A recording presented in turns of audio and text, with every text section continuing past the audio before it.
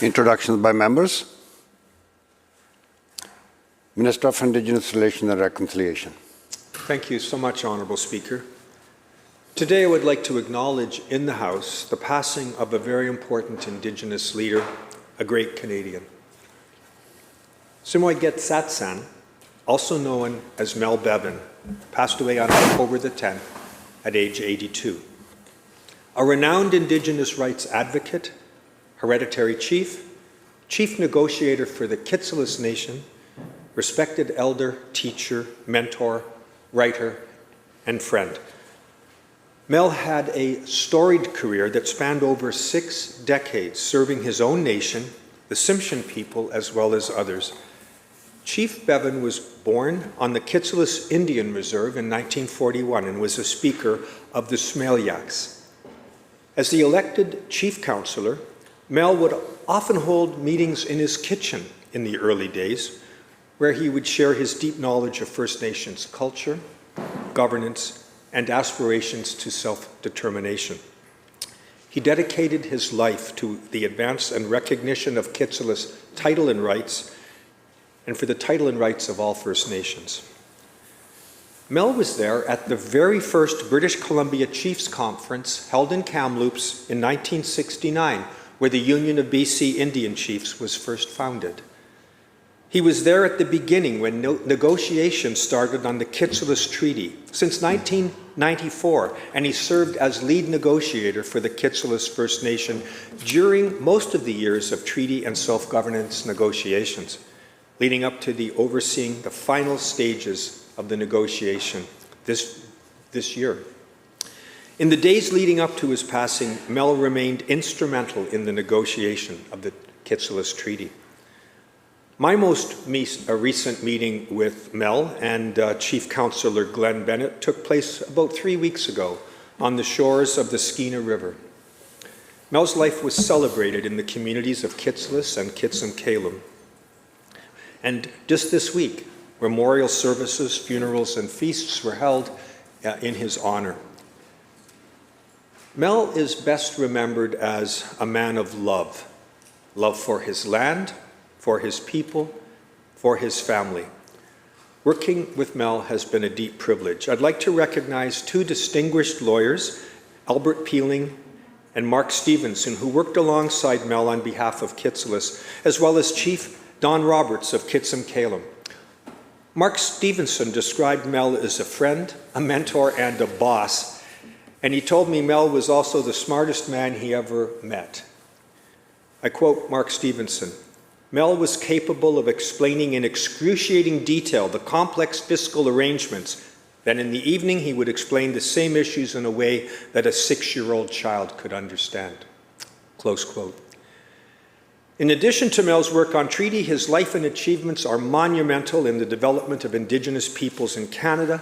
Mel helped found numerous local and provincial Indigenous organizations. For example, Canada's first First Nations Radio, CFNR, the Muxcolum Housing Society in Terrace, and in 2021, Mel published Silent Voices, Rule by Policy on Canada's Indian Reserve, a book that captured his lifetime experiences in First Nations governance.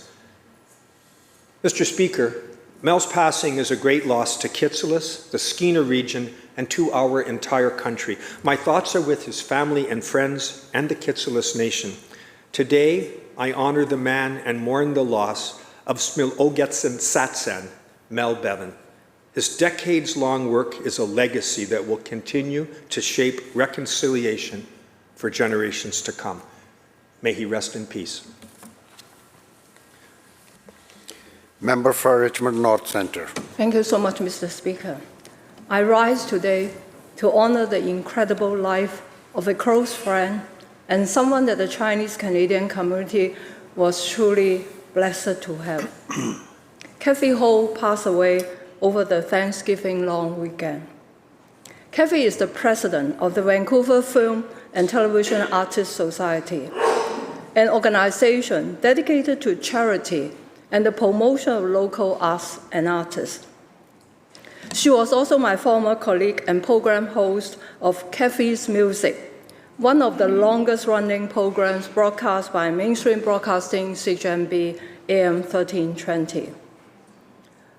I'm forever grateful for her great support for my initiative to call on the BC provincial government to proclaim the first Sunday of every May as Buddhist Culture Day, even though she was suffering from cancer and preparing for the opening of a tea shop in my beautiful riding of Richmond North Centre.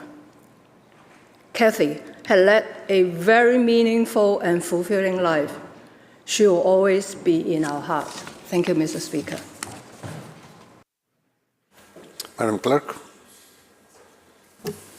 Introduction of bills. Orders of the day.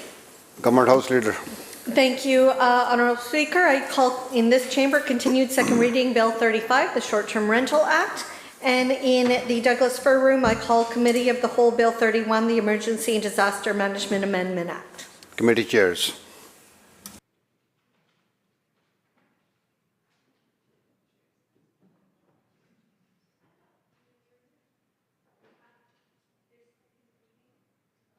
Thank you, members. My understanding is the member for West End will not be finishing his remarks as he has another job to do here.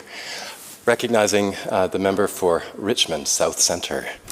Thank you, Honourable Speaker. And I just want to take the opportunity to express my sincere support for Bill 35, addressing some of the Short-Term Rental Accommodation Act.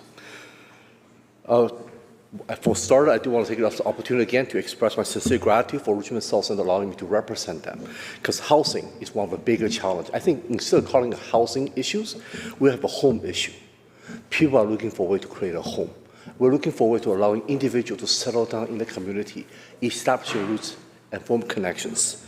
And one of the reasons why I'm so supportive of Bill 35 is that it started off by saying if we actually are able to address some of those multiple units, short-term rentals, we can return upon 16,000 whole house unit back into the housing market, and allowing more young people to be able to find different kind of home options, and addressing as one of our multiple pronged approach of a housing crisis that we're dealing with. One of the key things that was brought to my attention is that over 28,500 short-term rentals are listed active each day in British Columbia. Many people are utilizing their own primary residence and create a subunit to create an additional income. And we understand that is a different way of addressing issue. But when you have 28,500 short-term rentals listed active each day, and then almost 50% of those units, have multiple listings, it creates concern. It's telling us many individuals who are taking advantage of a short-term rental and running it like a hotel. It's not fair for a lot of businesses who actually spend money and effort to create brick-and-mortar facilities like hotels to support local communities' tourism industry. And at the same time, short-term rental is meant to be just simple complementary. It's not meant to steal or take away housing units away from our housing stock in British Columbia, away from individuals who actually needs a home to rent, to purchase. So when we're looking at the number of short-term rentals that's been increasing 20% year by year, that is an incredible, shocking figure for us to think about. If we increase by something by 10% by compound interest, it only takes 10 years to double the number. When we talk about 20% year over year, that scares me. That tells me short-term rental is growing in such a rapid pace. It's squeezing our housing market and putting a lot of young people and putting housing market into unaffordable range. And this is definitely one of the many issues that need to be addressed. And I'm very thankful for our Minister of Housing to place such a strong emphasis on addressing this issue. I think as a Richmond MLA, I often have to also ask myself, the figure that's been provided for me, how many of them are addressing those illegal units that's hidden within our community? I remember I used to live in what's called apartment building, and often seeing people come in and out of suitcases on a regular basis, even though back then the building was a non-rental unit. We do not allow rental back then. And that reminds me that how many opportunity for a family to buy a home is being taken away because somebody in the name of profit decided to purchase multiple units And because short-term rental might make more money in the short run, decided to run an almost hotel-like business in our city. I know I have faith in our local government.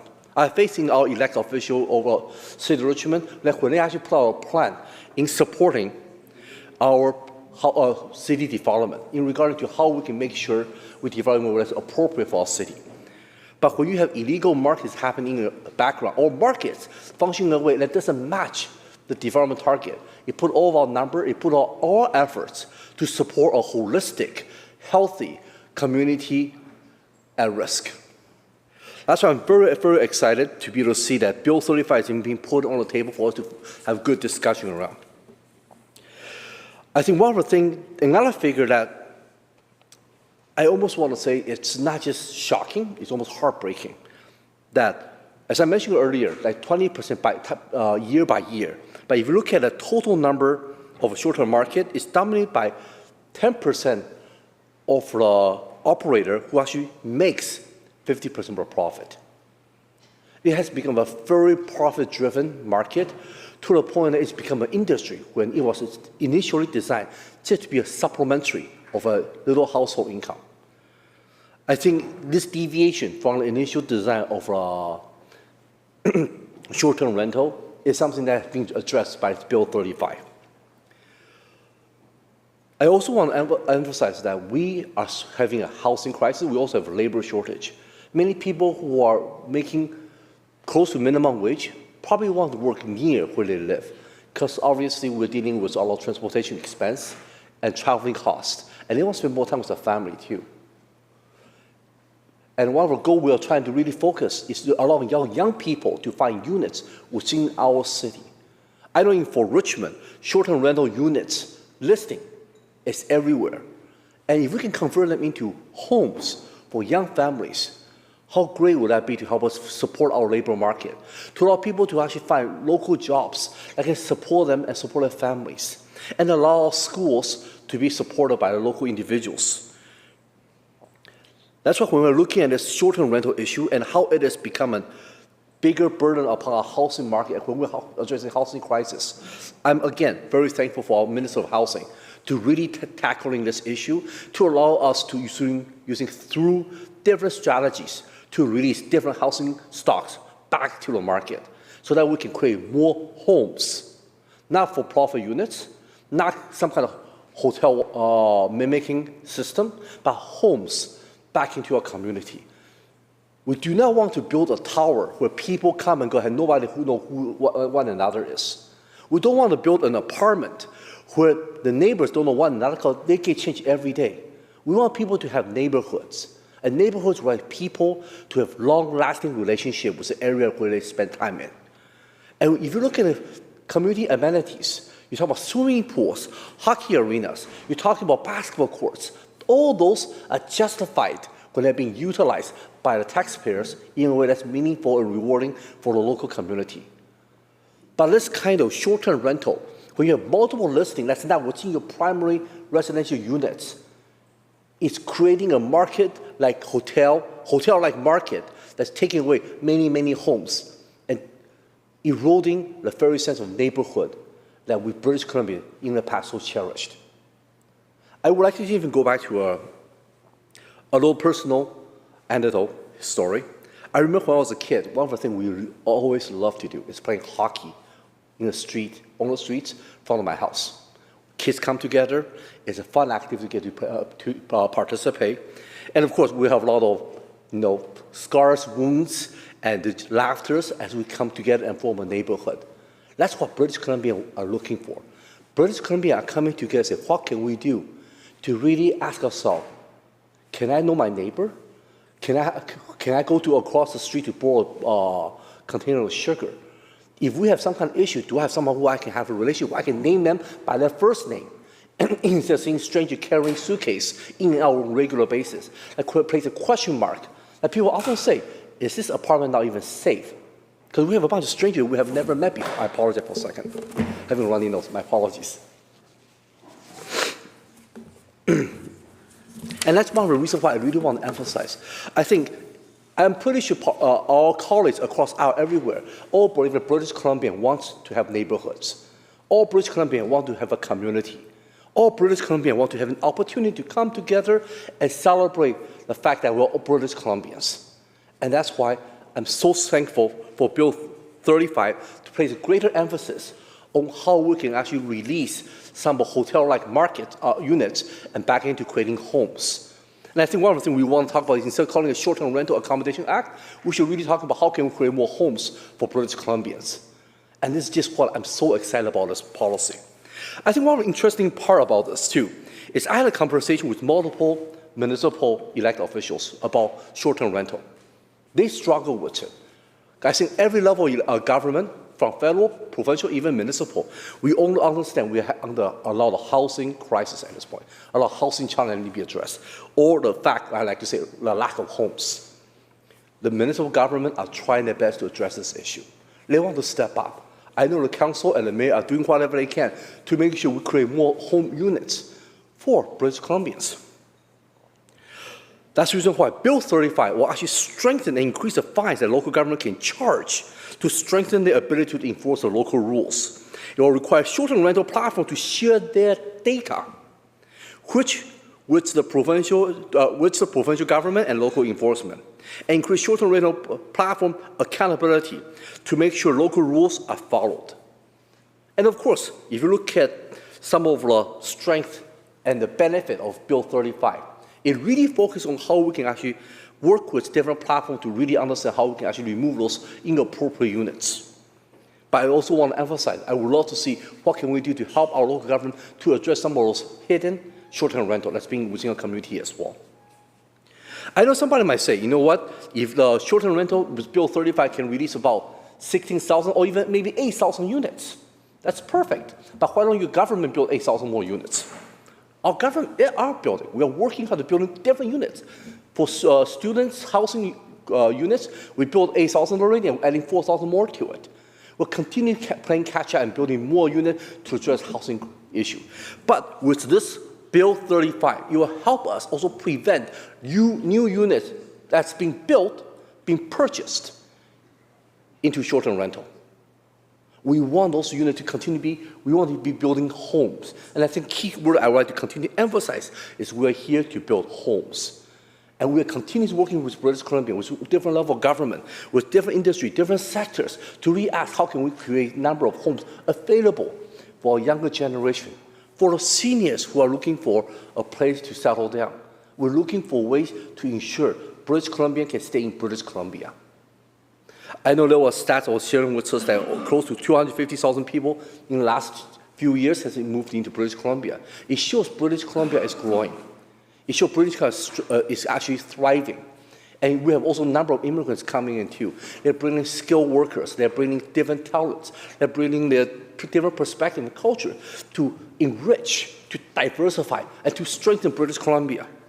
And we want them to be feeling welcome too. So that's why our government is doing so many different great works to address different levels of services to ensure that we're investing, so we're investing early, and instead of worrying about future expense that we have to play catch up on inappropriate interventions. And when we talk about short-term rental, this is again one of many of our strategies that will come in to say we need those housing market to be released. Those housing stock belong to British Columbia as form of homes. It can be rented out, it can be purchased, but do not turn them into some form of profit-generating hotel-like units. Like, there is the expectation that if people own a primary unit and have a sub-unit within the primary resident, they can use it. If they have multiple units, of course, there's a limitation to it. But in the end, people shouldn't be able to go around and say, because I am financially able to, I'm going to buy multiple units in a community and start renting them out like hotel rooms. And then taking away the very neat stock for young people to call home. And I also want to emphasize one thing in Richmond too, is Richmond is a very diverse community. I want to speak from Richmond's perspective as well. Richmond is a very diverse community where we want our young people to be here. We have a lot of economic individuals who are well off. We also have individuals who are struggling. And I think one of the things we are trying to do is we always focus on how can we allow all people of Richmond or British Columbia, we can all prosper together. But when it comes to Richmond, when we're looking at the ride-hailing, when we're looking at short-term rentals, when we're looking at different kinds of services, we also need to understand some of them need to be addressed. So that way, the proper benefit of the bill can be implemented. That's why, again, I'm going to go back to talking about how we can strengthen tools for local government. And so we're really asking ourselves, how can we ensure the local government can find a way to address those people who are violating the rules, who are turning units into inappropriate usage, or I should say, taking them out of the housing stock, so that we have less home to really appreciate for young people and for our seniors. So, with all that being said, I do want to emphasize the importance that why I support Bill 35, and I really believe that, I'm hoping all our colleagues from across Iowa will also stand up as well, so that we can all join together and fight for homes for all British Columbians. Thank you very much, Mr. Speaker. Thank you, Member. Third party, House Leader. Yeah, thank you, Mr. Speaker. Thank you for the opportunity to speak to Bill 35, the Short-Term Rental Accommodations Act. I think it's important to acknowledge just out front here that this is these changes that are being proposed, at least the ones that we can see and the ones that have been spoken about, have been supported and are supported by the BC Green Caucus. We called for many of the initiatives that have been outlined in this bill earlier this year, in alignment with calls from the Union of BC Municipalities in order to just better support local governments in addressing the impact of short-term vacation rentals in our communities. And I have been hearing for the last number of years, since I was elected in 2017, about anecdotally and a lot of information from our communities about the impact that short-term vacation rentals has had on the housing market and on the housing supply. And oftentimes when we talk about housing supply in the kind of the political sphere, it's about building new units. And this is an example, I think, of one of the areas in which we may be able to take advantage of units that are already built. And part of the challenge with, of course, building new supply, and I'm not saying that there won't be new supply built, of course, that's what will happen. But if building new supply is the only way that we're going to get supply online, then it's going to take a very long time for us to achieve what the people of British Columbia, the future people of British Columbia need in terms of finding stable, secure housing. And even more to that, or in addition to stable, secure housing, or the product of stable, secure housing is a sense of belonging in the communities that they're living in. I think with that sense of belonging, the sense of being able to be part of the community that you're living in, seeing yourself being a part of that community, not just today and tomorrow, but for weeks, months, and years to come, decades to come, means you're making more than a real estate investment in that community. It means you're making a much deeper investment in the socioeconomic fabric of that community. You're volunteering for community organizations. You're stepping up when the Parents Advisory Committees need volunteers to support the grads or whatever initiatives that they have. There's a wide variety of organizations that I come into contact with as an MLA who are seeing the stability of their organization be eroded because of the mobility that exists in our society. There will always be mobility. I'm not suggesting that there won't be that mobility, but I do want to highlight that when people are in tenuous housing situations, when they're renting where they can find a place to rent rather than where they want to live, when they're unable to grow deep roots in a community, that plays out negatively in all parts of their life. It makes it more difficult to find a job that you can commit to long term. It makes it more difficult for your children to be able to make lifelong friendships like I've been able to benefit from, because I have benefited from living in the community that I was brought home to as a baby. And one of those reasons why someone like me, who grew up on an Indian reserve in this country and first got elected across the line in the municipal government, was because of those lifelong relationships that I was able to benefit from. And and I was able to contribute and give back to the community because my housing, the place that I live, the place that I belong to, was secure. And one of the great challenges that we're facing with a housing affordability crisis is the displacement of people, the inability to grow deep roots into the community that they're living in because they're fearful of the fact that they might one day be uprooted and have to move somewhere else. They might have to move to a place that they can afford to because the rents are increasing.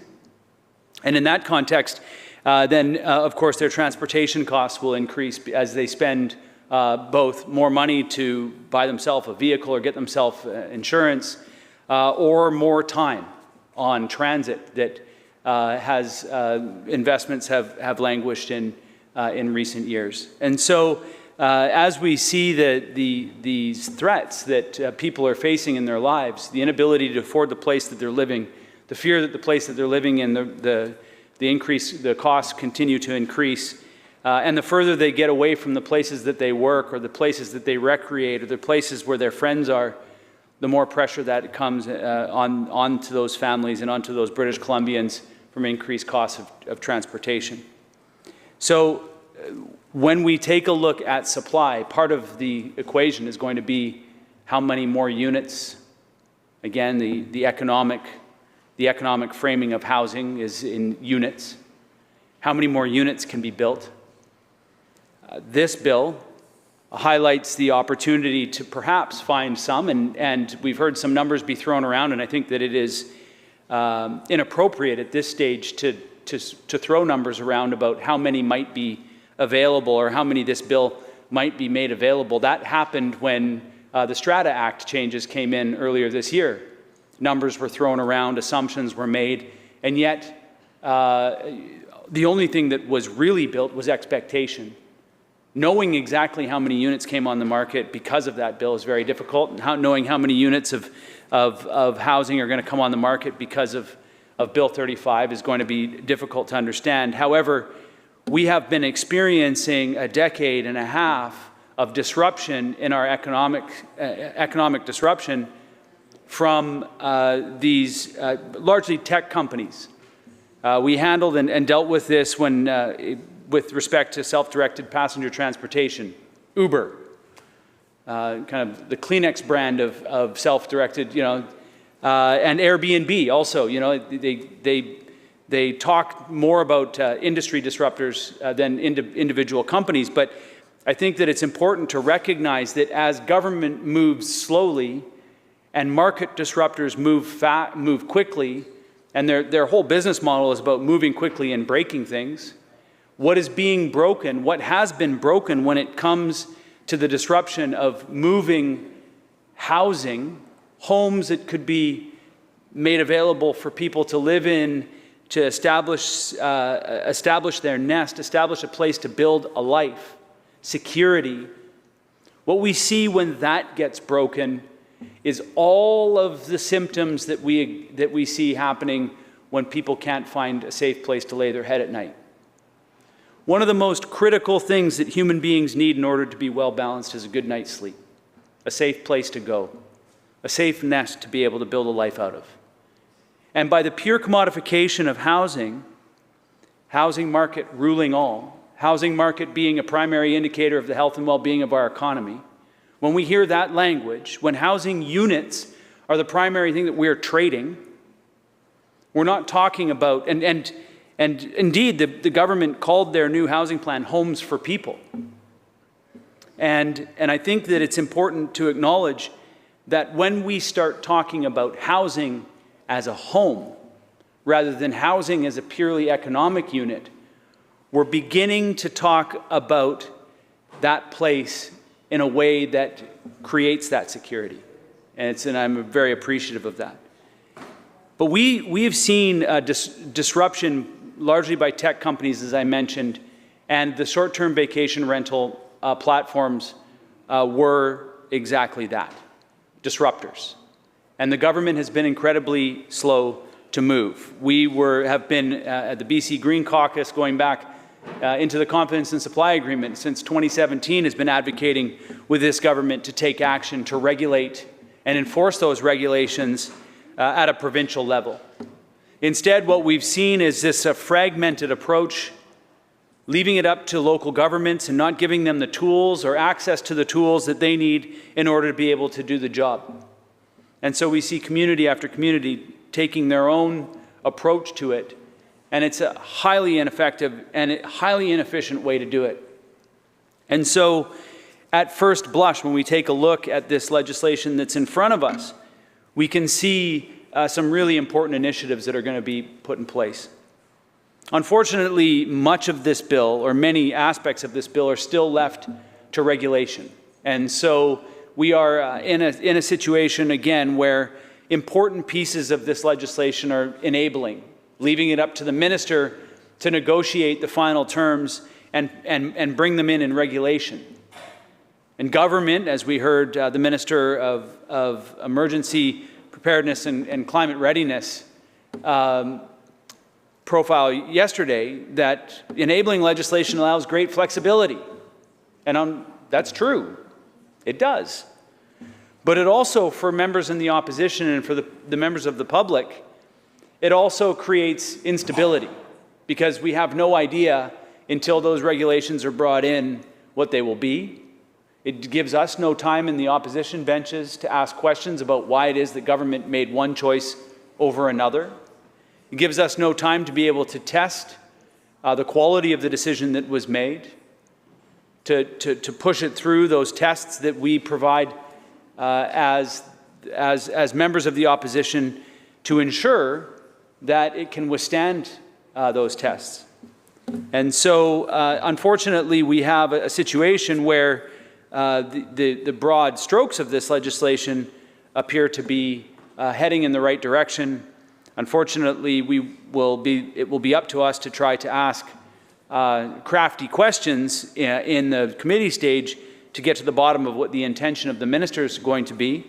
Thankfully, the minister in this case has appeared to be speaking very forthright about what the intentions are, and we hope that continues to play out. So we are pleased to see legislation that comes forward that listens to the Union of BC Municipalities Provincial Advisory Group, that has factored in some of the recommendations that we made in our call earlier this year. Platform accountability, regional districts having the ability to issue business license, data sharing, increased fines. These are important initiatives.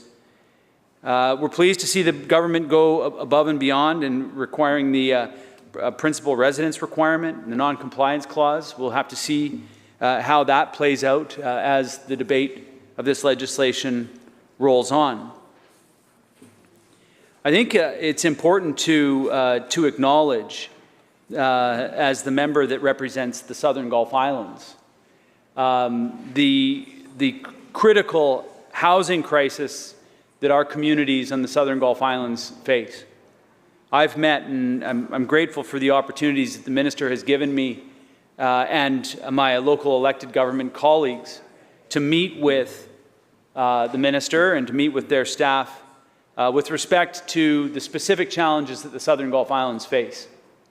You know, the Southern Gulf Islands are in this unique situation where they are rural communities surrounded by water, only accessible by ferry, making them quite rural, but they're part of the CRD, which makes them urban. And so there's this perspective that, and they get caught in this kind of no man's land, in the middle. So we see initiatives that get rolled out by this provincial government intended to support communities, neglecting the Southern Gulf Islands. We saw that with the Building Communities Fund. The Building Communities Fund was $1 billion that provided local governments the much-needed resources that they needed in order to be able to invest in their infrastructure. Earlier this year, earlier this session, I called for the provincial government to provide that funding year over year until a new fiscal framework had been negotiated with the Union of BC Municipalities.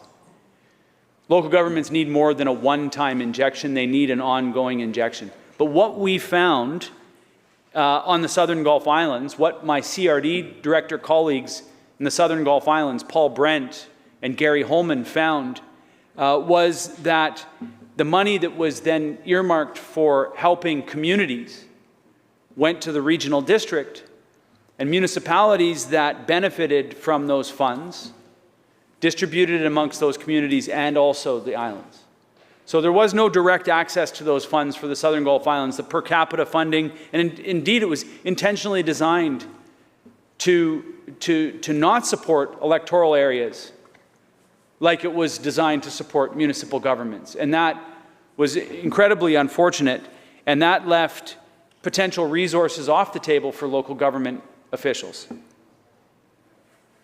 We've met with this government on several occasions. I say I and my local government colleagues, they've written letters, they've passed motions with the Minister of Finance about the speculation and vacancy tax for Salt Spring Island. And I recognize that each of the islands are different, and the community of Salt Spring Island, their elected leaders there, have specifically requested from this government 2 annual cycles in a row to be included in the speculation and vacancy tax, and yet this government continues to be reluctant to give the communities a tool that they feel that they need. And when we talk to the provincial government about this, when we talk to the Minister of Finance, they provide a response back to us that says, just ask. So they asked. So we asked. We'll consider you next year. And we've got all this pressure around Salt Spring in particular, a community with 11,000, 12,000 people in it. All of this pressure, all the communities around Salt Spring are a part of the speculation and vacancy tax, and we've got this one little area that's not. And that's what those local government officials have been asking this government to act on, and they've been reluctant to do so. The former BC NDP government that created the Islands Trust created it on the principle of preserve and protect. And if that was the case, that's been what my local government colleagues have been pleading. That's the message that I've been bringing on their behalf to this place, to continue to live out the original vision of that trust. One of those ways would be to listen to the local government officials. Another one of these issues, and I've talked to the minister about this recently, is the pilot program for secondary suites. Again, the local governments on Salt Spring Island and the Southern Gulf Islands have been left out of the initial first year of this program. And I've been seeking assurance that they will get access at some point as this is a 3-year program, as it's been explained to me. But again, they're excluded from the outset. I've been told that the purpose of this program was to support communities that need housing in more urban areas where the housing needs are more acute. I can't think of a place where the housing needs are more acute than on each of the Southern Gulf Islands, where 1 or 2 homes for people make a massive difference. We're not talking 1 or 2,000 homes. We're talking 1 or 2 homes can make a difference as to whether or not the main island childcare facility that this government invested in has ECEs that can live on the island and work in it. You know, I remember the main island community coming to me and saying, will you support our request for funds for early childhood education spaces? And I said, absolutely, I'm all for it. And I know members who live part-time on Main Island on the other side of the house were very supportive of it, and I raised my hands to the minister for supporting it. As soon as that was built and as soon as it was open, I heard immediately from the Main Island Child Care Center that the next advocacy was we need help getting ECEs. We need to find a place for them to live.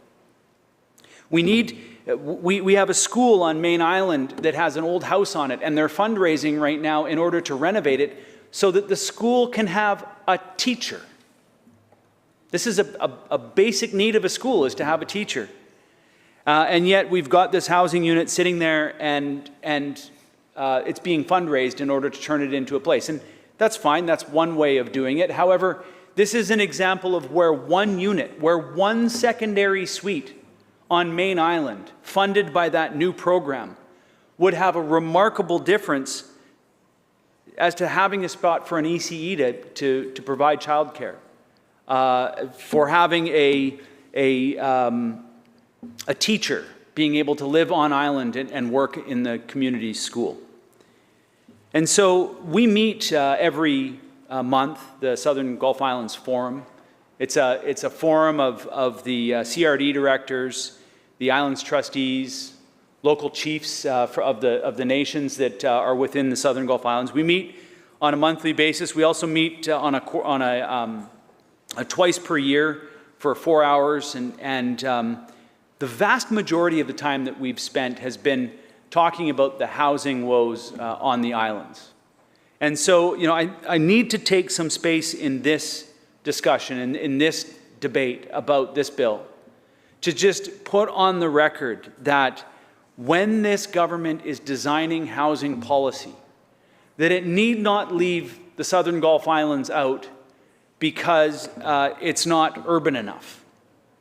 Indeed, the housing pressures that we're experiencing on the Southern Gulf Islands have been exacerbated by short-term rentals.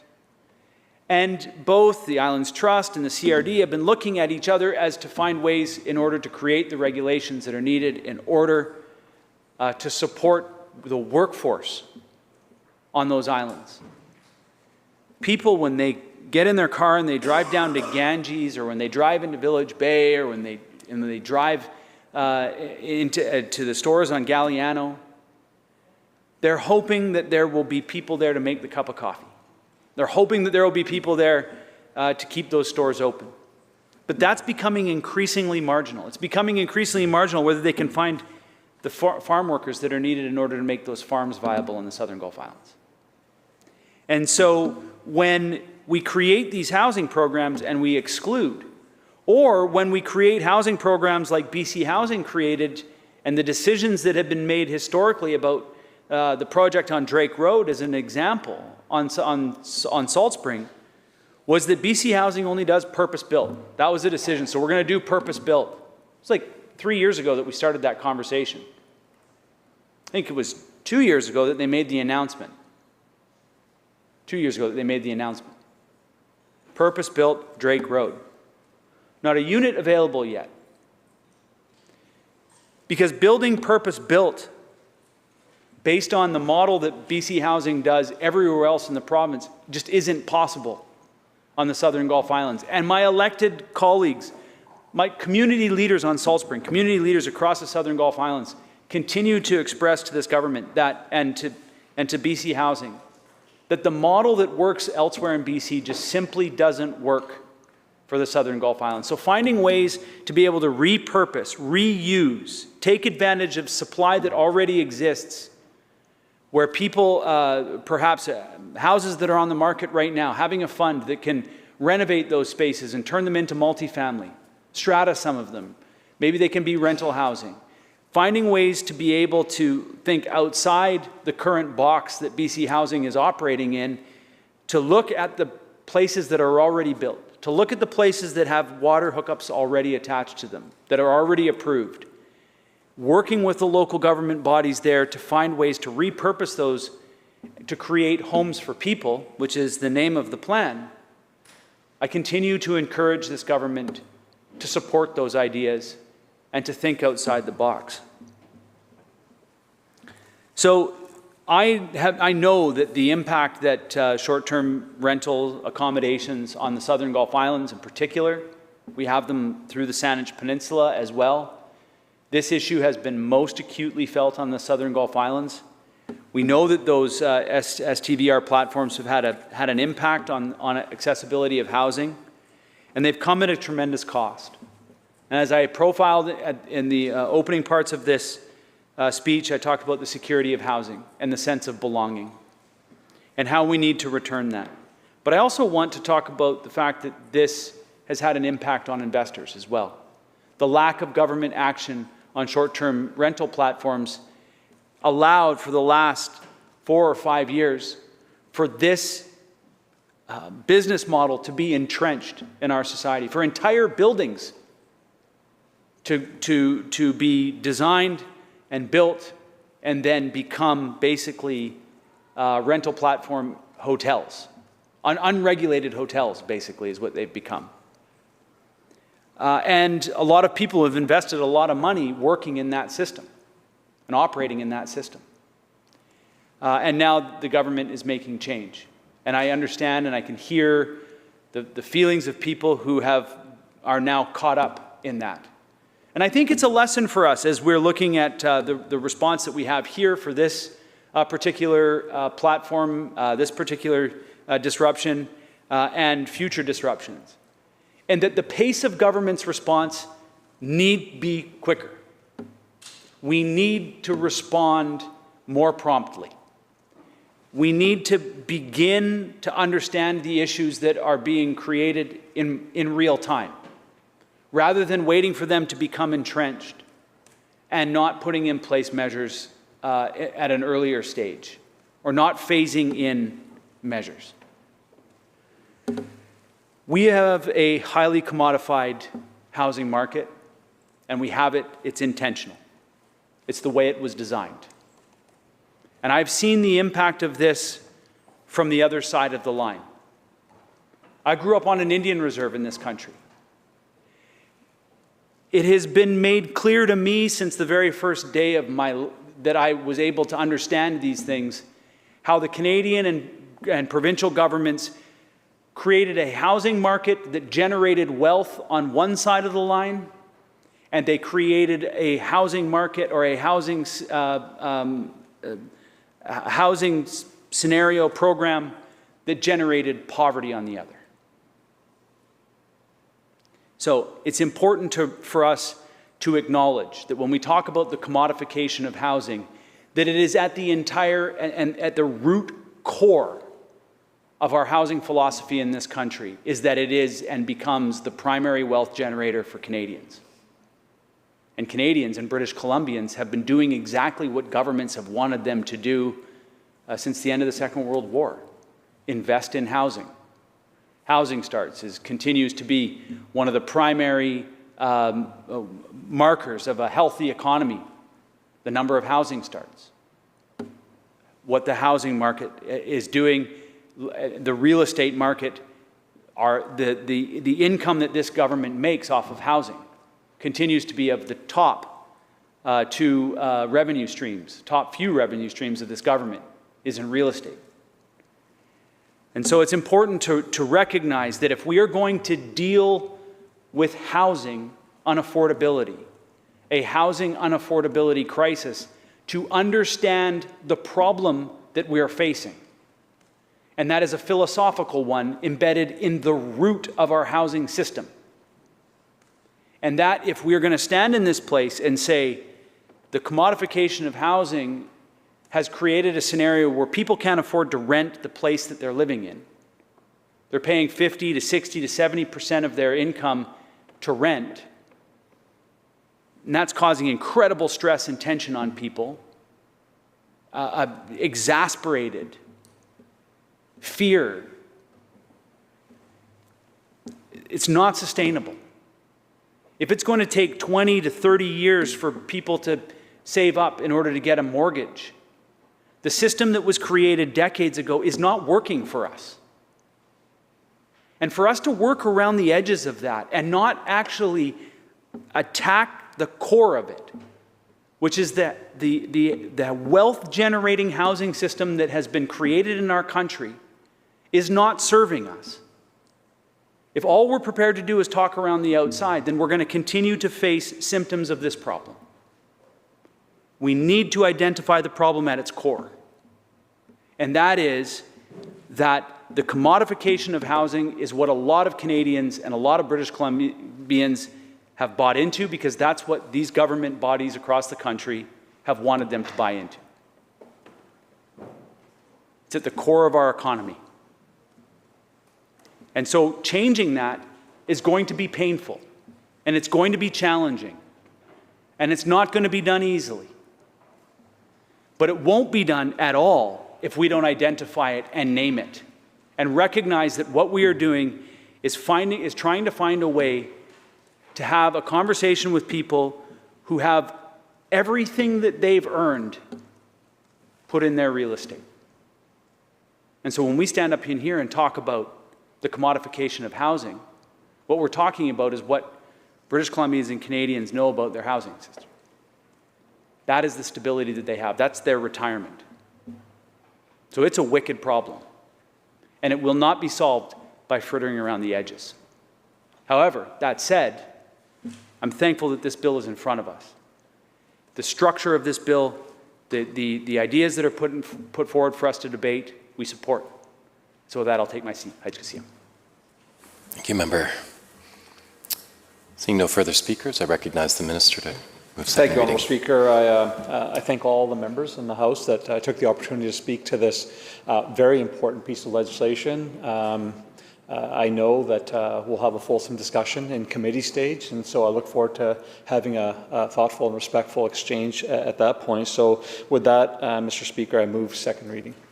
Thank you, Minister. Members have heard the question. The question is second reading of Bill 35, Short-Term Rental Accommodations Act. All those in favour? Aye. Aye. Opposed? Division. Division has been called.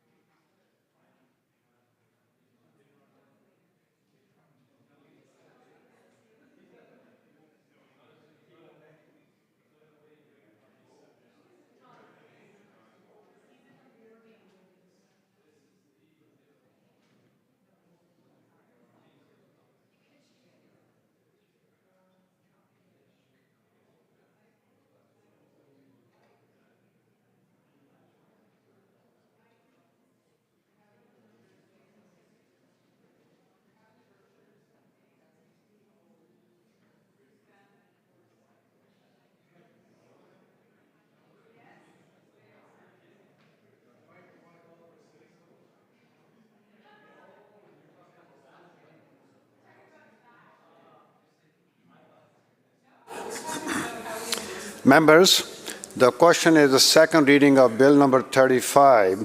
Those in favor say aye or rise or indicate.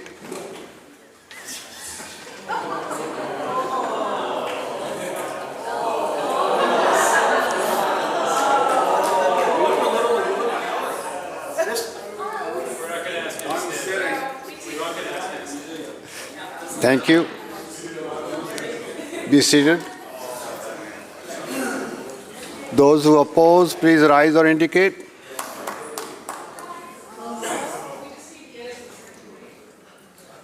Thank you. Please be seated. And clerk will not ask people online. Ms. Chen. I vote aye. Thank you. Minister Ma. I vote aye. Thank you. Mr. Morris. I vote aye. Thank you. Mr. Routley. I vote aye. Thank you. Mr. Rustad. I vote nay.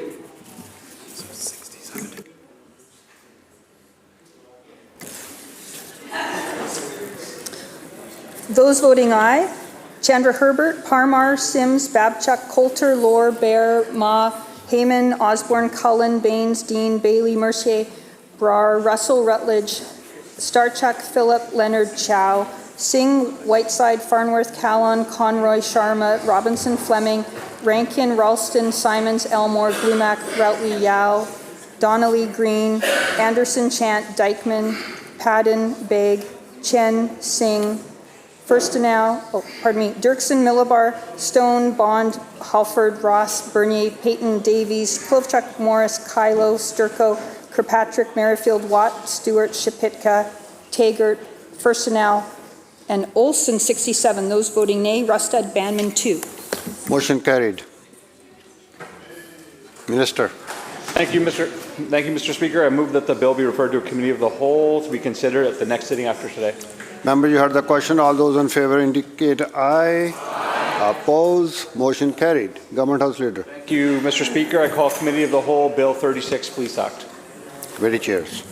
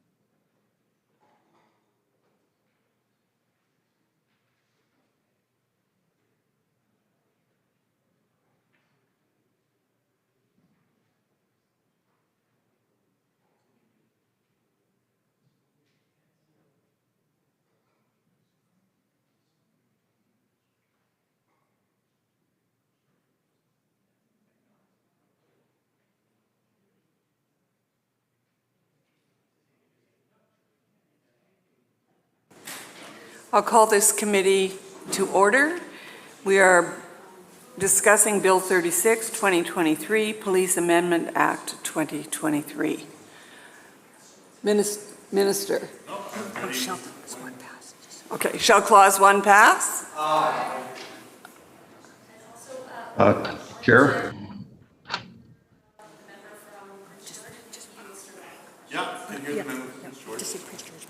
Prince George Mackenzie. Thank you, Chair. This is a little awkward doing this on Zoom. I'll be doing this along with my colleague from Surrey for the afternoon here. Clause 1B, I have a question. It now inserts the minister's approval on the choice made by the municipality. Does not subsection 3 in the current act an agreement under section 2B or C states that it must contain terms that the lieutenant governor and council approves? Would this not provide for the same authority?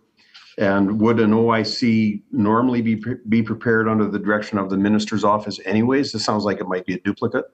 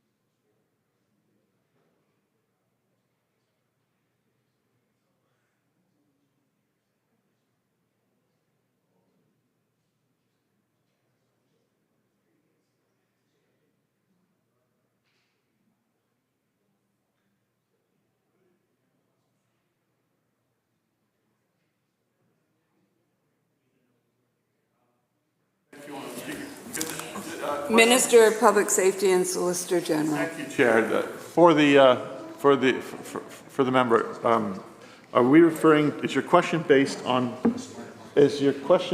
section 3B or section 3(2)B?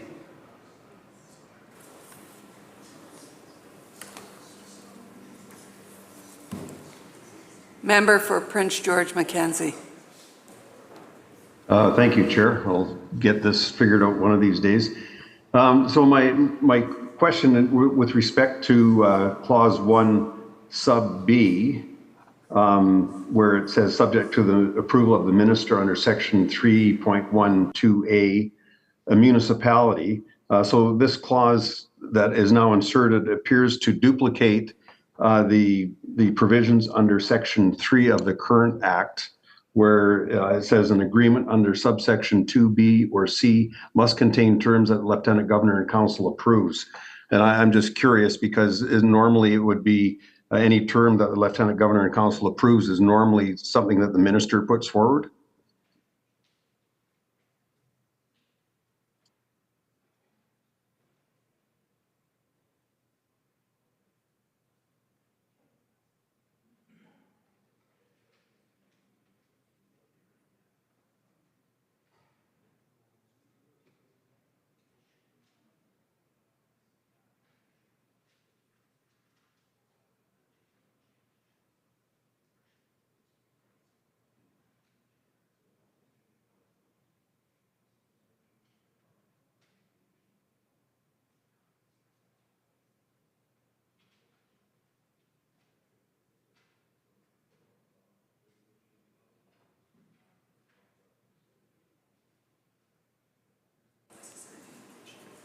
Minister. Thank you, Honourable Chair. There's no unnecessary duplication. It doesn't change except for the reference to 3.12A. Member. Thank you, Chair. So I guess, I'm curious then, so in one area we have the minister's approval, inserts the minister's approval on the choice made by the municipality, but under the current act, it still provides for an agreement under subsection 2B or C, contains the term that Lieutenant Governor and Council approves, which is the minister by all intents and purposes. Are those two separate approvals then for different things?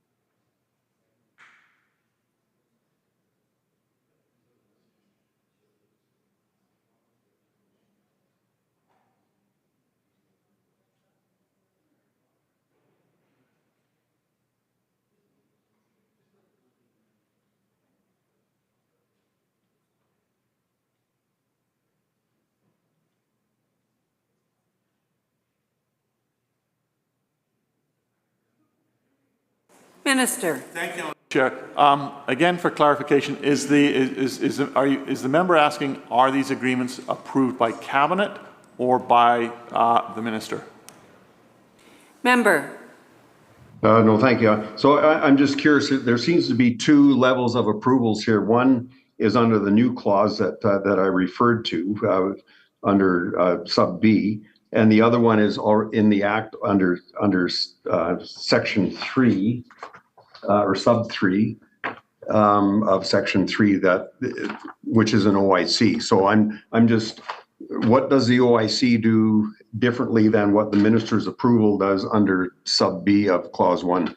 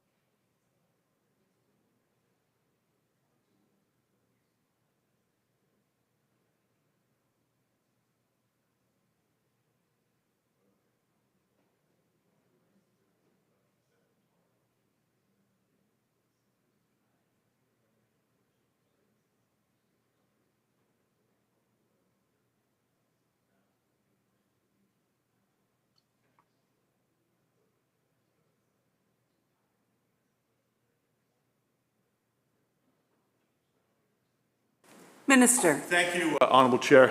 Thanks to the member for the question. So it is still one approval by the minister, but that Cabinet also has the ability to specify terms that can go into the agreement. Member. Thank you, Chair. So it's still one approval, but there's two processes for the approval. The OIC would be the Cabinet input, which would be different than the minister's approval.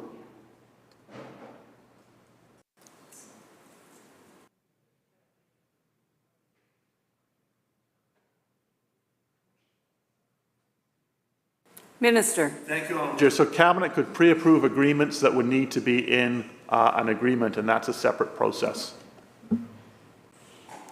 Member. Okay, thank you. I'll go to clause C. I've got a question there clause 1, subsection 3, or C. This indicates that, does this new clause sub C indicate that the agreements made up to this point by ministers are not made on behalf of government, And is it not already the case that any agreement made by a minister is made on behalf of government, or is something changed here?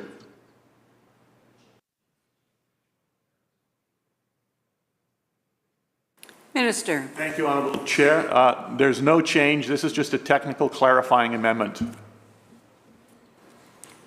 Okay, so agreements made previously by the minister. Sorry, Chair. Member. Thank you, Chair. I was a little disjointed with the sound up here. So agreements previously made by the minister, just to confirm, were actually agreements made by on behalf of government? That is correct. Minister. Thank you. That is correct. Recognizing the member for Surrey South. Thank you, Honourable Chair. Dealing with still section, it says 1, but section 3 of the Police Act that we're reviewing right now. What information will the minister, through you, Chair, to the minister, what information will the minister base their decision for approval or disapproval on?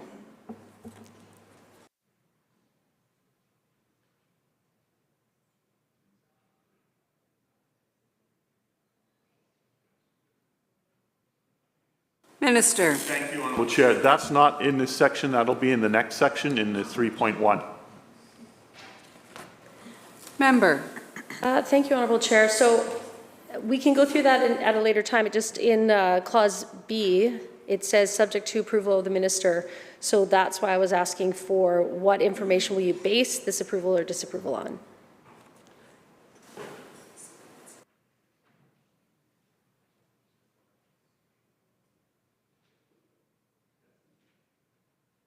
Minister. Thank you, Honourable Chair. That, what you're talking about, is just a reference to section 3.12A, which is in the next section.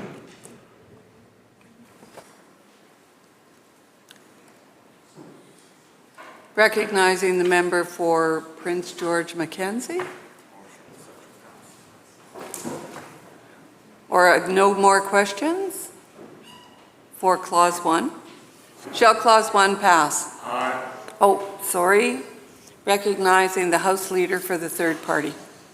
Yeah, thank you. Just through you to the minister, would this bill have, and these amendments, been necessary had this situation in Surrey not occur the way it has occurred over the last few years?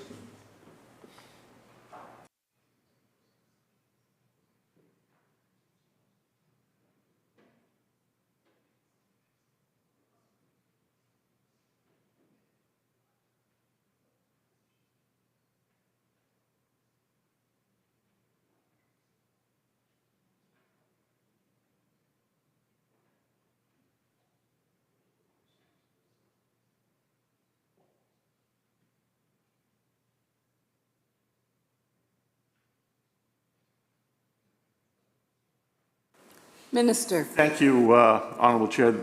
This is intended to bring clarification to the Act as it has previously existed. Member. So the specific aspects of this bill that are reflecting the later sections of this bill, later clauses in this bill that deal with Surrey, they weren't in any way kind of the motivation behind this bill coming forward?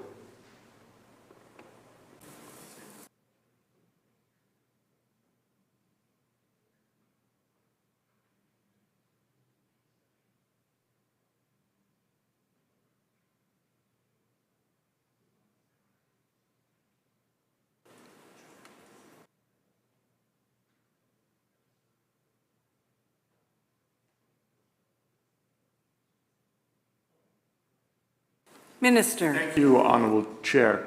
I think it'd be fair to say, without Surrey, we wouldn't know about the clarity issues in some of the sections of the Act that need to be changed, and that's why there's change. These changes are coming forward. Is that fine? Member.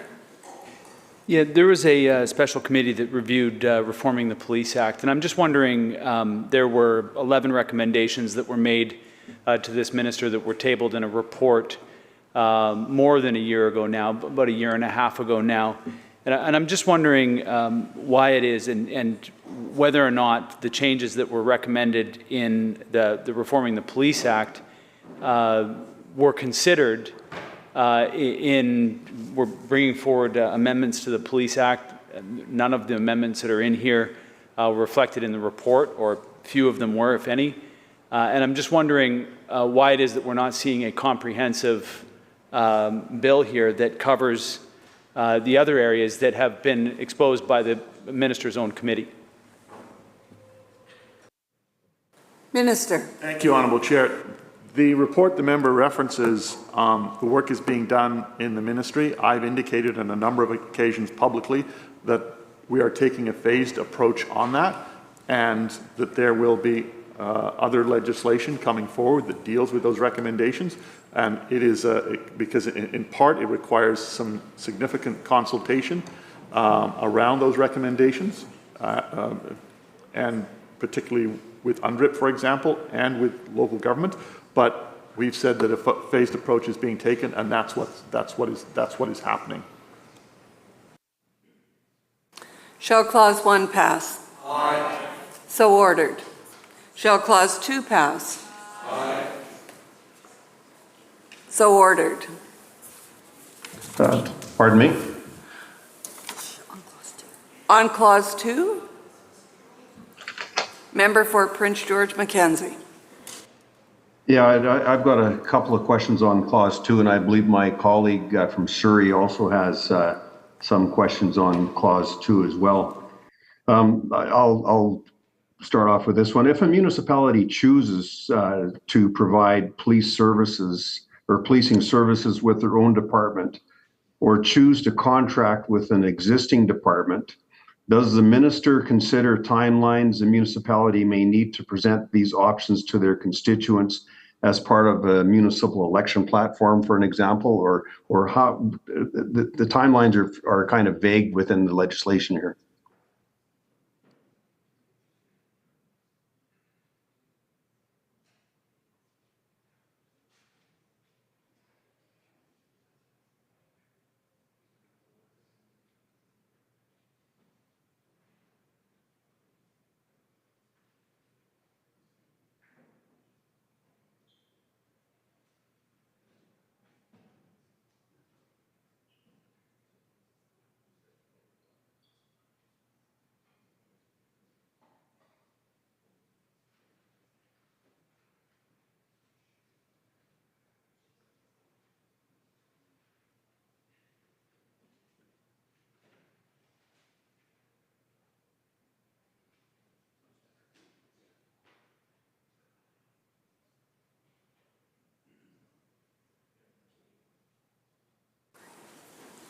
Minister. Thank you, Honourable Chair. No, I don't consider, the Minister does not consider municipal timelines. The only thing the Minister would consider is that the provision of policing and law enforcement by that proposed model that they would want to, whether or not it would adversely affect the ability of the Minister or the local government to fulfill their respective duties under Sections 2 and 15.1. So I guess, sorry, Chair, you'll have to, I'll offer my apologies for the rest of the session here. I'll try to honor the protocols here. How much notice would the minister provide municipalities when they will be crossing the 5,000 population threshold?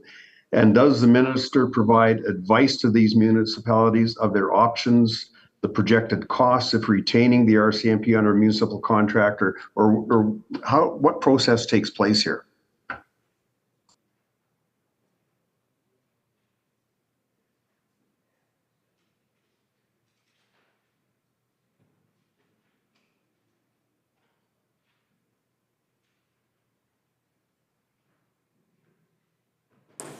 Minister.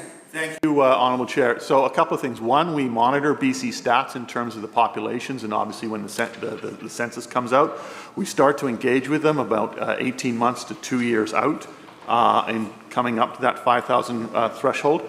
And I can also tell you that, for example, at UBCMs, they are always raising with me as Solicitor General, and no doubt they did when you were Solicitor General. Hey, we're starting to get close to that 5,000 mark, but we engage with them early on.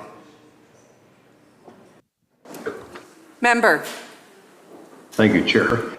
Are there provisions to invoice these municipalities for policing services under an interim RCMP municipal agreement until a municipality has officially made their decision?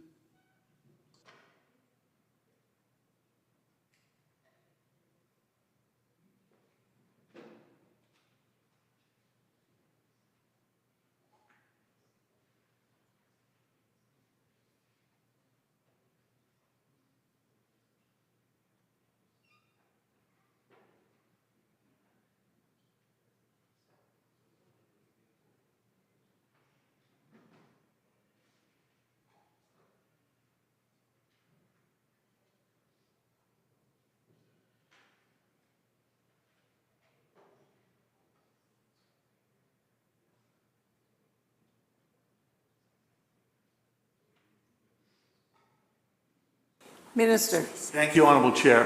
Thank the member for the question. So, no, there is no agreement. They are responsible from the day they cross that 5,000 threshold for policing services. Recognizing the member for Surrey South. Thank you, Honourable Chair. Through you to the Minister. Will every current local government with over 5,000 persons have their agreements in place? Will they have to be nullified or need to be redone if they were not via consent of the Minister on behalf of the government, or in any other way? Is any part of this legislation retroactive to municipalities other than Surrey? Minister. Yeah, no. Nothing retroactive to any other municipality. Member. What information will the Minister base their decision for approval or disapproval on?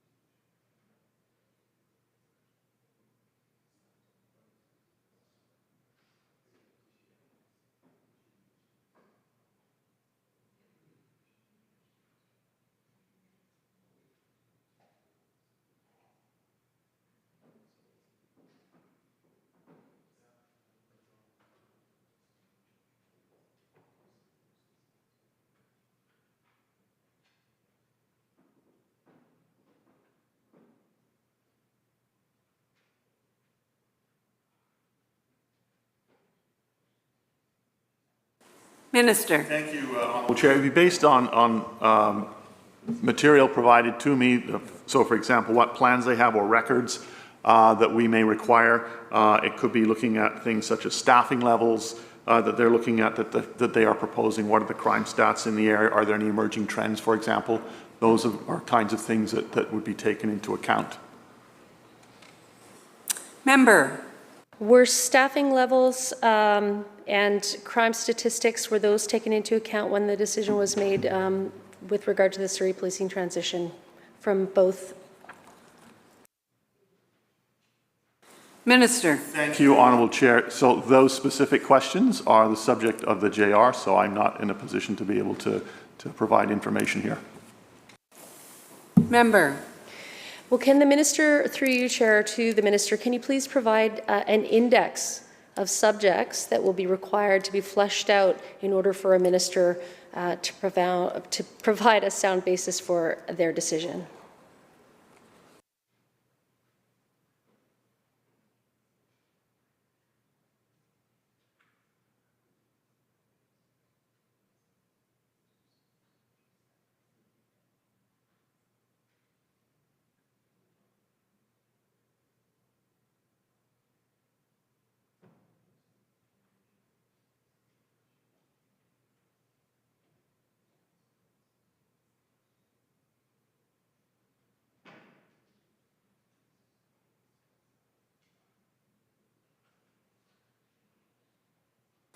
Minister. Thank you. Chair, that will vary from community to community and will be based on the size of the community. The location will play a big part, but also on the model that they are proposing. And then that is assessed by my Director of Police Services and the Ministry. Member. Thank you, Honourable Chair. Through you to the Minister. So is there no set standard in terms of looking at, for example, a model that would go from our national police force to municipal police force? Is there no index of criteria that the Ministry would be using to assess these plans?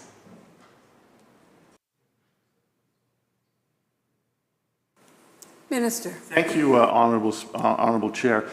No, because it varies from community to community. In fact, there's none, and that's true right across the country. There's no sort of checklist. It varies from community to community, what specific needs are, where they're located. All of those things come into play. Member. Thank you, Honourable Chair. Through you to the Minister. So can the Minister please confirm then that there was no,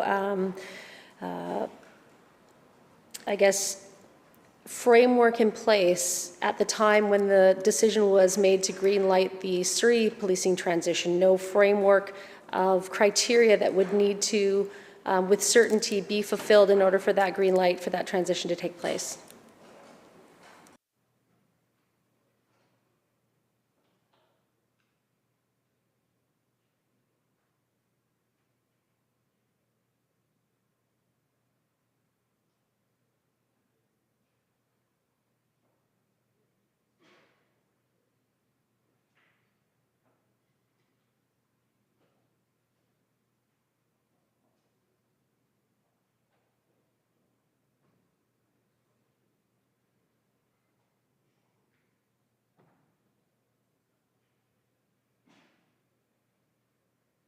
Minister. Thank you, Honourable Chair.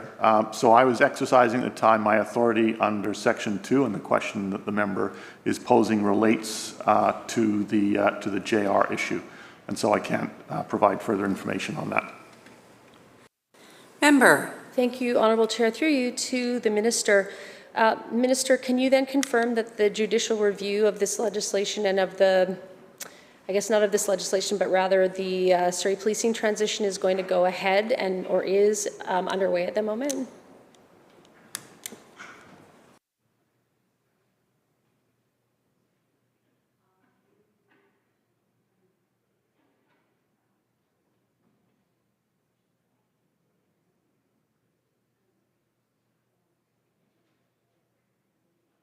Minister. Thank you, Honourable Chair. As to whether it proceeds or not, that's up to the City of Surrey. They're the ones who filed the JR. Member. Thank you, Honourable Chair. The concern that I have at the moment is that many of the questions that I would like to ask on behalf of the public seem to not be able to be answered as a result of a judicial review going on into this process. And if we won't be able to have the public's questions answered as a result of potential ongoing court proceedings, can we ask that this legislation be stood down so that we can have all the public's questions answered at the time when that decision is made?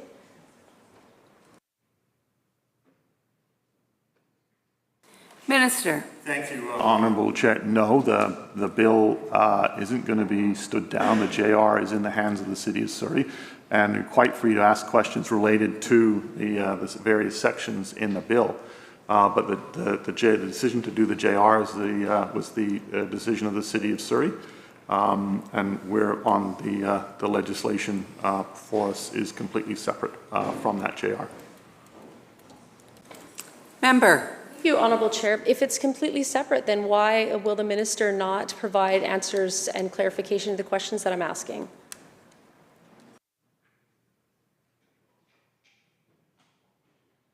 Minister. Thank you, Honourable Chair. There are two separate processes underway, and the questions that you're specifically asking relate specifically to Surrey in terms of the JR. Member. Thank you, Honourable Chair. So can the Minister please explain through you, Honourable Chair, why the authority to approve or disapprove rests with them alone?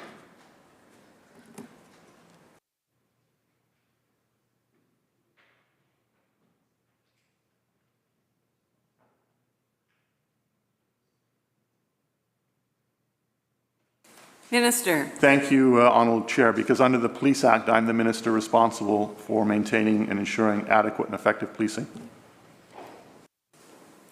Member.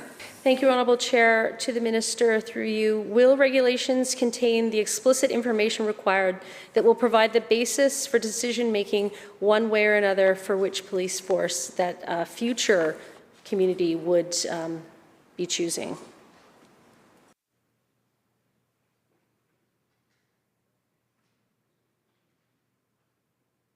Minister. Thank you, Honourable Chair. The answer would be no. There's no regulation making authorities in these changes that are being proposed.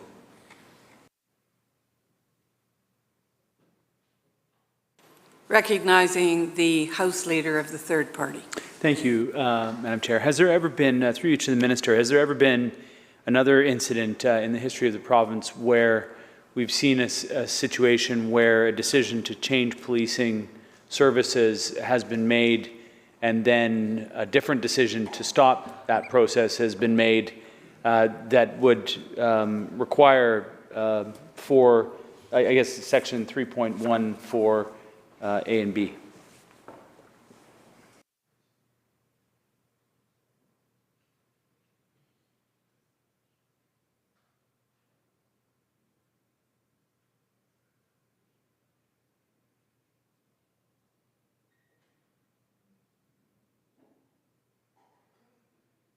Minister. Thank you, Honourable Chair. The answer would be no, not that we're aware of.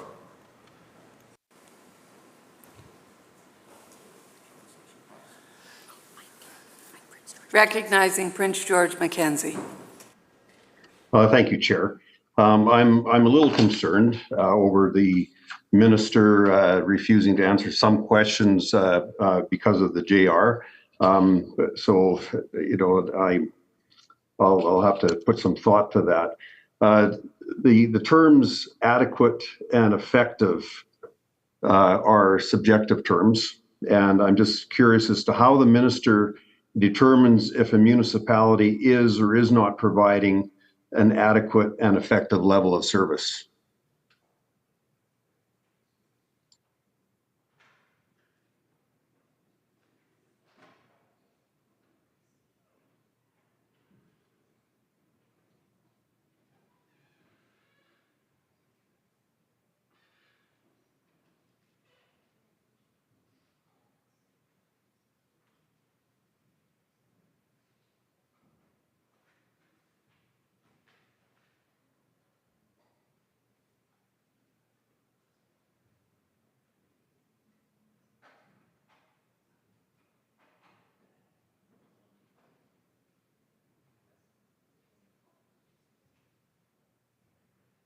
Minister. Thank you, Honourable Chair. So it would be on the advice of the Director of Police Services as to whether adequate and effective is being adversely affected. Member. Thank you, Chair. I understand that.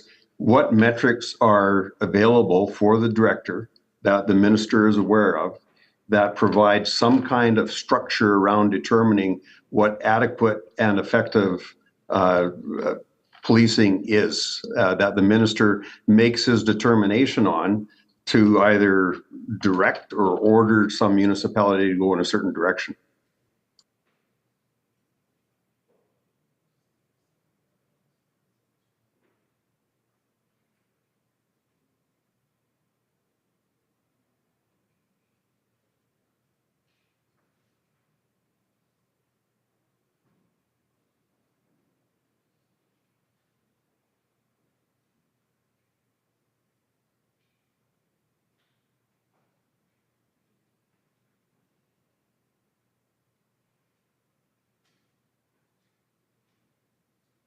Minister. Thank you, Honourable Chair. It can be a number of factors are taken into account, member. Staffing levels, obviously, crime rate, the nature of the community, for example. And let's say a resort community, because of significant population fluctuations during the course of a year, may be taken into account. Those are some of the things that the Director of Police Services would be looking at. Member. Thank you, Chair. Again, some of the things, so we're talking about some pretty serious decisions that the minister has, or the authorities that the minister has, in order to now direct a municipality on how they're going to be policing their community. And the clause brings up the minister's responsibilities for their respective duties under Section 2 to determine adequate and effective levels of policing. And like I said at the beginning, these are subjective terms. So how does a community know what the terms are, or what the references are that the minister uses to make those evaluations down the road? You know, and I'll get into some statistical data coming up here, but I'm just curious, does the minister have, or does the director have, a set of metrics that he or she uses in order to provide this direction to the minister to make these fairly significant decisions?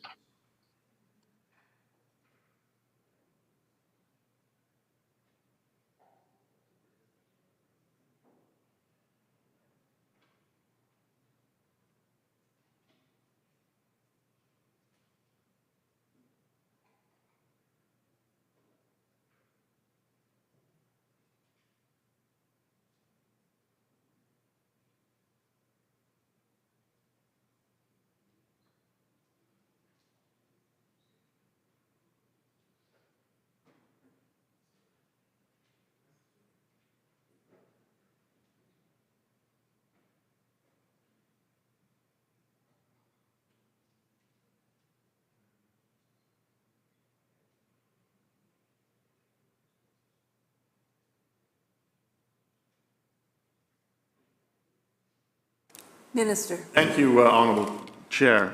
So the adequate and effective that my colleague refers to in terms of the legislation is it's standard working that's in this province and in fact every other province across the country. What we do is work with the local community because they bring a plan to us, and so then we work with them on that plan. And as I said a few moments ago, when communities are coming up to the 5,000 mark, we've been starting to work with them like 18 months to 2 years ahead of that time. I guess I'm still at a loss here. Thank you, Chair. I'm still at a loss here. So this is a significant factor, and this is one of the things that I considered when I was sitting in your chair a number of years ago, because adequate and effective were subjective terms. You know, I was relying on the published crime stats that your ministry puts out on a regular basis, on an annual basis, that analyzes crime rates and caseloads and serious crime, property, all those types of things. And I'm just wondering if this is one of the key ingredients that the minister uses to determine whether or not adequate and effective policing is provided at a particular police department.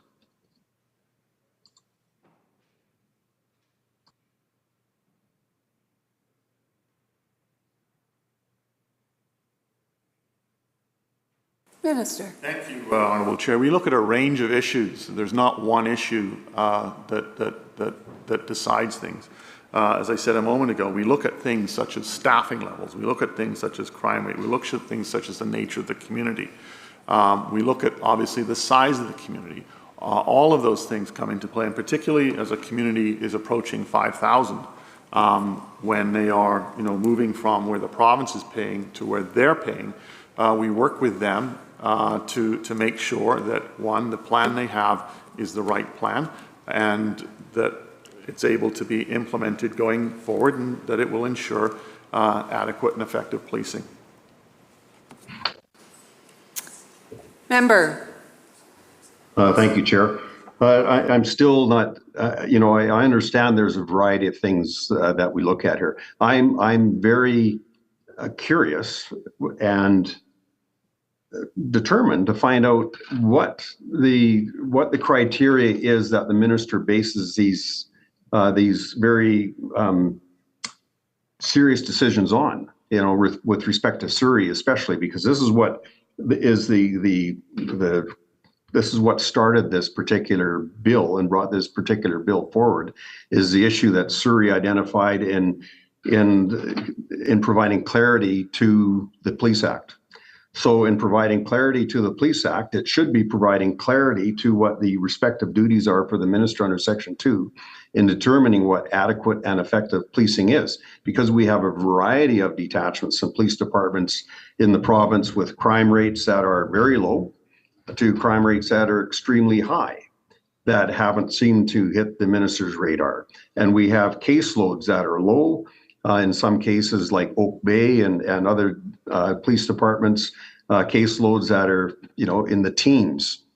And then we have detachments like Prince George and Penticton, where the caseloads are well in excess of 100 or 120 or 150 cases per police officer. So I'm, you know, if we're providing clarity to the Police Act, what is the clarity being provided to determine to put the metrics around the Section 2 definitions that we've been referring to?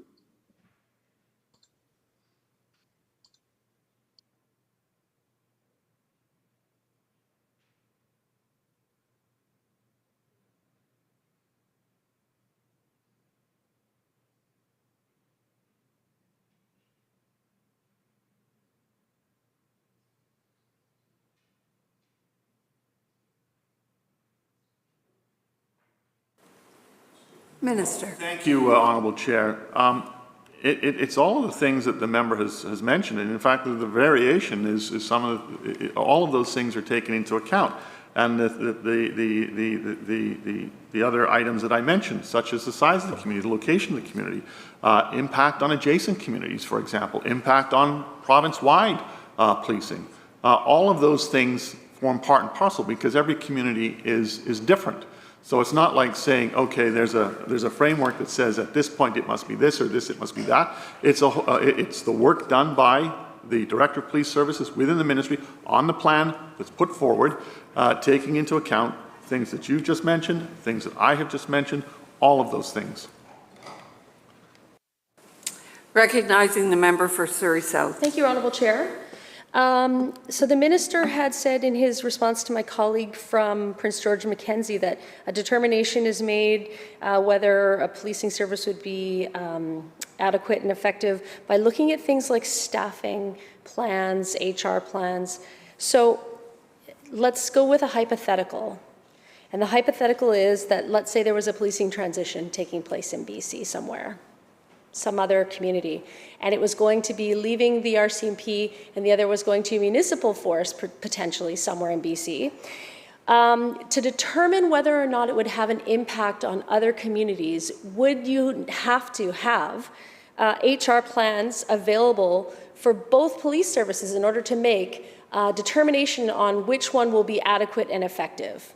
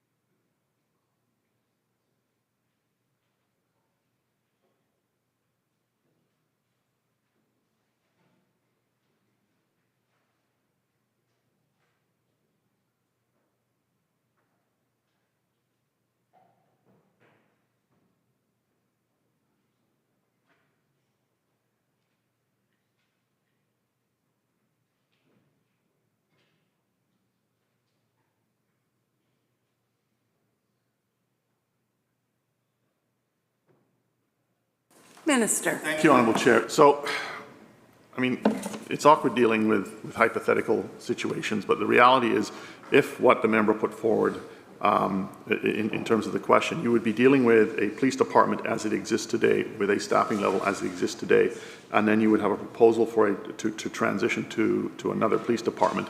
It would be wanting to know, one, how does that impact on other communities? Does it impact on the rest of the province, for example? Member. Thank you, Honourable Chair. Through you to the Minister. Would it be important to know the number of officers required for the incoming hypothetical police service? Would it be important to know the number of officers required and see a completed HR plan in order to determine whether or not it would have an impact on, for example, neighboring, if it was in the Lower Mainland, neighboring Lower Mainland police services, or even in the greater police community across British Columbia?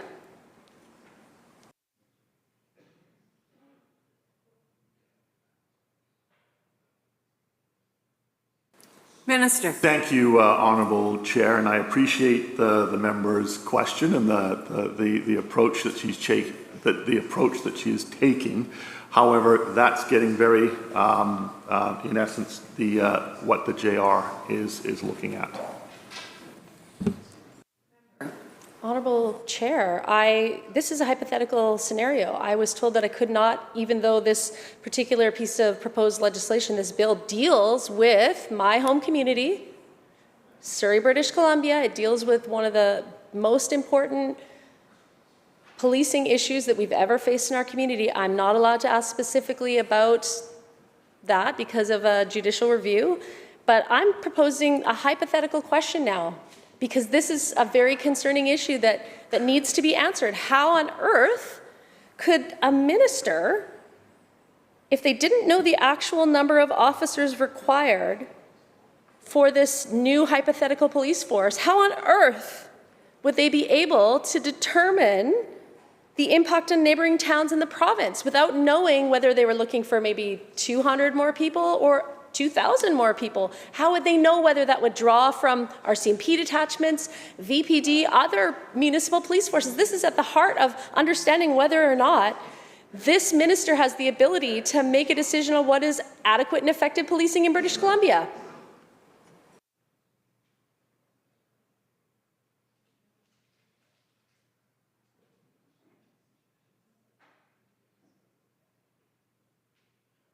Minister. Thank you, Honourable Chair. And again, I appreciate the approach the member is taking, but the hypothetical that she is putting forward is the exact path of the process, which is the subject of the JR. Member. Again, I'm going to voice my deep concern as a member of the opposition that not only is the minister not able to answer direct questions about what is at the heart of this bill, the Surrey policing transition. There was no other reason for this legislation. I actually saw the minister himself, Honourable Chair, on television, talking about Surrey, just wait till this legislation comes. And now here I am actually representing my community. I'm the MLA for Surrey South, and I'm here asking questions that pertain to the policing transition, not allowed to be answered. I asked then for this bill to be set aside until we find out whether or not it will be impacted by a judicial review. Not allowed. So then I asked some very important and pointed hypothetical questions that, okay, we're not talking about Surrey, and I'm sorry that potentially it is similar to the Surrey policing transition, but I think the public would have the right to know. Is it important for this minister to understand the full extent of staffing requirements, HR plans, and a full understanding of how other communities would be impacted, particularly if he was going to be making a decision based on whether or not it's adequate and effective policing and invoke his power under whether or not it's considered safe? I would think that at the heart of this ability to impose a decision on a community, one ought to know, should know, must know how many police would be required. And should there be an HR plan from both the pre-existing police and the incumbent police, the one that's coming in, and how, if a minister was to have to make a decision, is this going to be safe because potentially it would destabilize policing in British Columbia. Potentially, it would rob members from other municipal detachments and destabilize, for example, the Lower Mainland. And to not be able to get an answer is not acceptable. So I would ask again that this question either be answered or this bill be set aside until after the JR.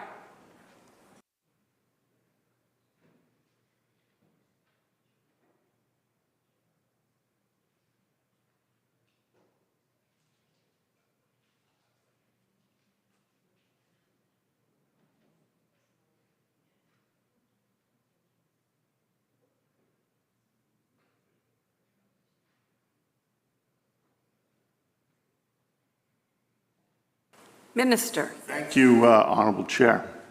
I'll make two comments. And as I said, I appreciate the approach the member's taking, but there is a JR on. We did not put that JR in place. The City of Surrey put that JR in place.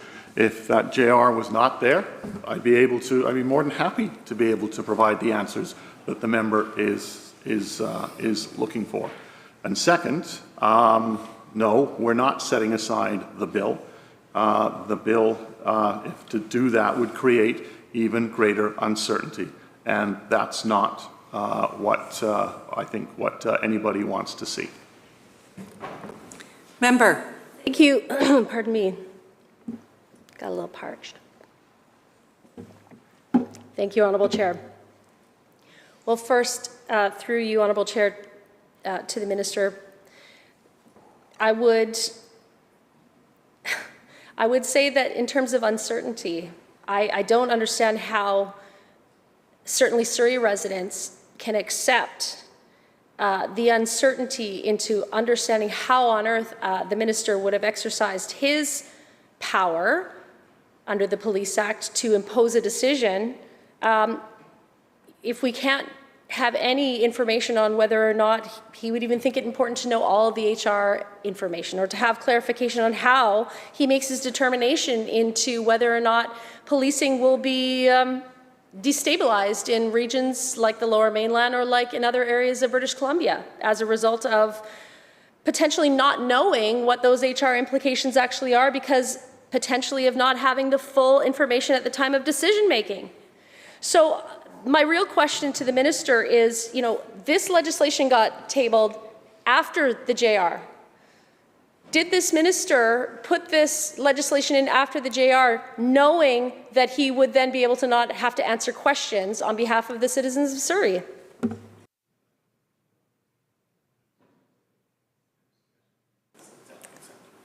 Minister. Thank you, Honourable Chair. The answer is no. And frankly, it's ridiculous to suggest that, because the idea that they're going to draft an entire bill in the course of 2 days just does not happen. I made it clear that I would be bringing forward legislation back in July, back in July. So, no. Member.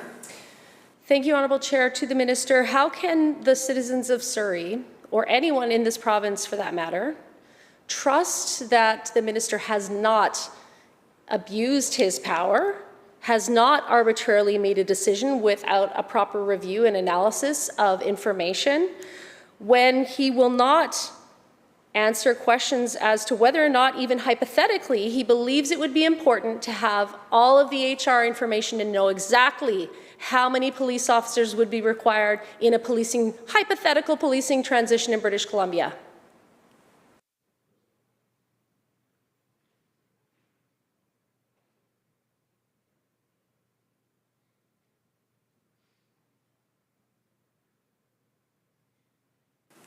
Minister. Thank you, Honourable Chair. Right since the very beginning, I've taken my role as Solicitor General very seriously.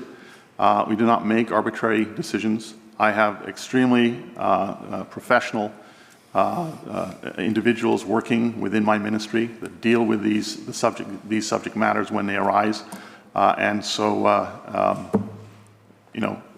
to suggest that somehow it's arbitrary, I think, is wrong.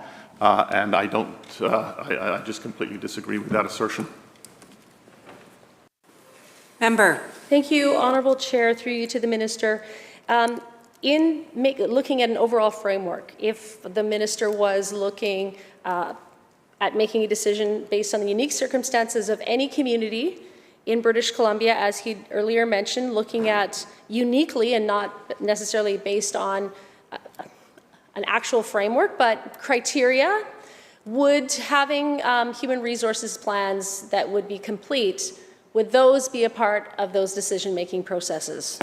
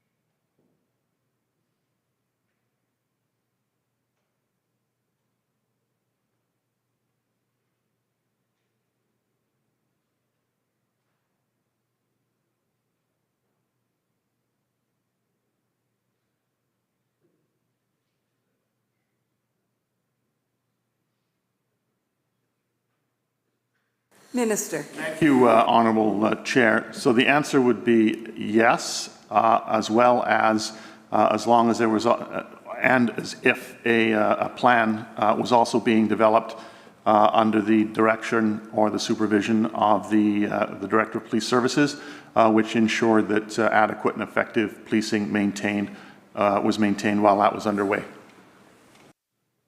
Member. Minister, through you, Madam Chair, to the Minister. So in that case, you're saying that in the absence of an HR plan, that the Director of Police Services would step in and then make an HR plan, and that would be directed then for them to use.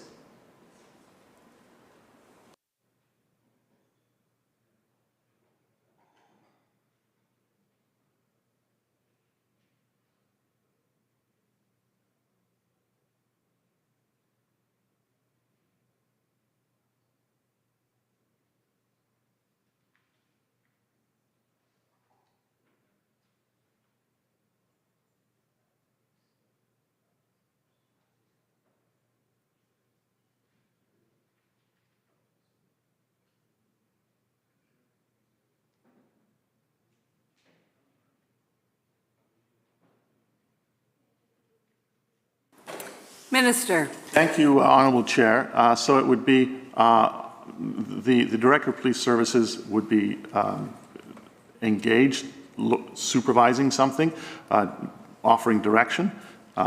That's how they'd be involved. It's not the Director of Police Services preparing a particular plan. But I'd also add, Honourable Chair, that we are way outside now this particular section of the bill. Member. Thank you, Honourable Chair. While bringing it back to the section, we're talking about the determination of adequate and effective policing. And, you know, I'm trying to hammer down for the public, particularly because we've had some major decisions made in this province based on the criteria of adequate and effective policing, particularly here in my community. So these questions are directly related to how we define and how we figure out, how we sort out what is adequate and effective policing. So let me just try to clarify what my understanding of what you just said. So if someone wants to, if a hypothetical community wanted to do a policing transition, they don't need an HR planner to know how many police officers might be needed, regardless of whether or not that may or may not destabilize a region or a province. as long as they continue to work and figure things out as they go along with the Director of Police Services. Is that the correct understanding? Minister. Thank you. No.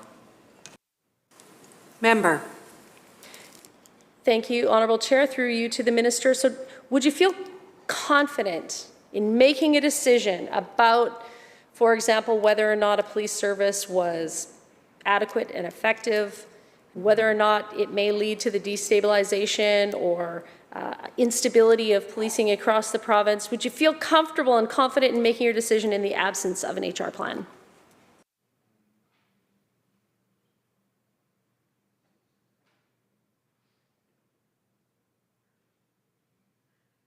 Minister. Thank you, Honourable Chair. I make a decision based on the information provided to me by the Director of Police Services, based on a whole range of information that they gather by working with the parties involved in a potential transition.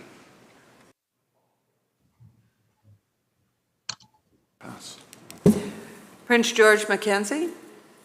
Thank you, Chair. Troubled by some of the responses that I'm hearing.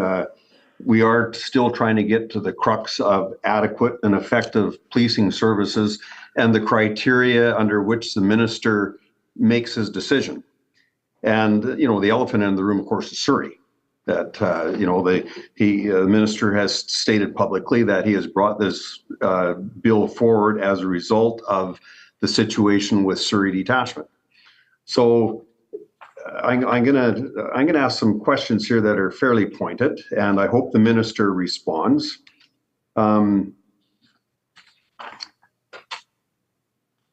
Your ministry publication on police resources in British Columbia 2021, and under the heading Municipal Police Statistics for 2021, RCMP municipal units, 15,000 population and over. On page 9, it lists 31 detachments, 31 municipalities. It lists their populations, their authorized police strengths, the crime rates and caseloads per officer, amongst other data. The data indicates that the crime rate in Surrey was 65 crimes per 1,000 population in 2021. The average crime rate for this group of municipalities was 83. So of the 31 municipalities, 20 have higher crime rates than Surrey, and 8 of these municipalities have crime rates double that of Surrey. Under the same heading, it indicates the average criminal caseload per officer for these 31 municipalities is 63. The average criminal caseload for Surrey per officer is 47. And there are 23 municipalities on this list whose officers carry higher caseloads. In fact, there are several municipalities where officers are carrying double of what Surrey's caseload is.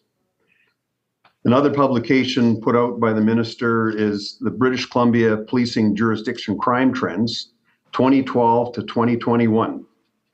On page 12 of that publication, it indicates that the crime rate in Surrey has steadily declined from a rate of 87 crimes per 1,000 population in 2012 to 65 in 2021.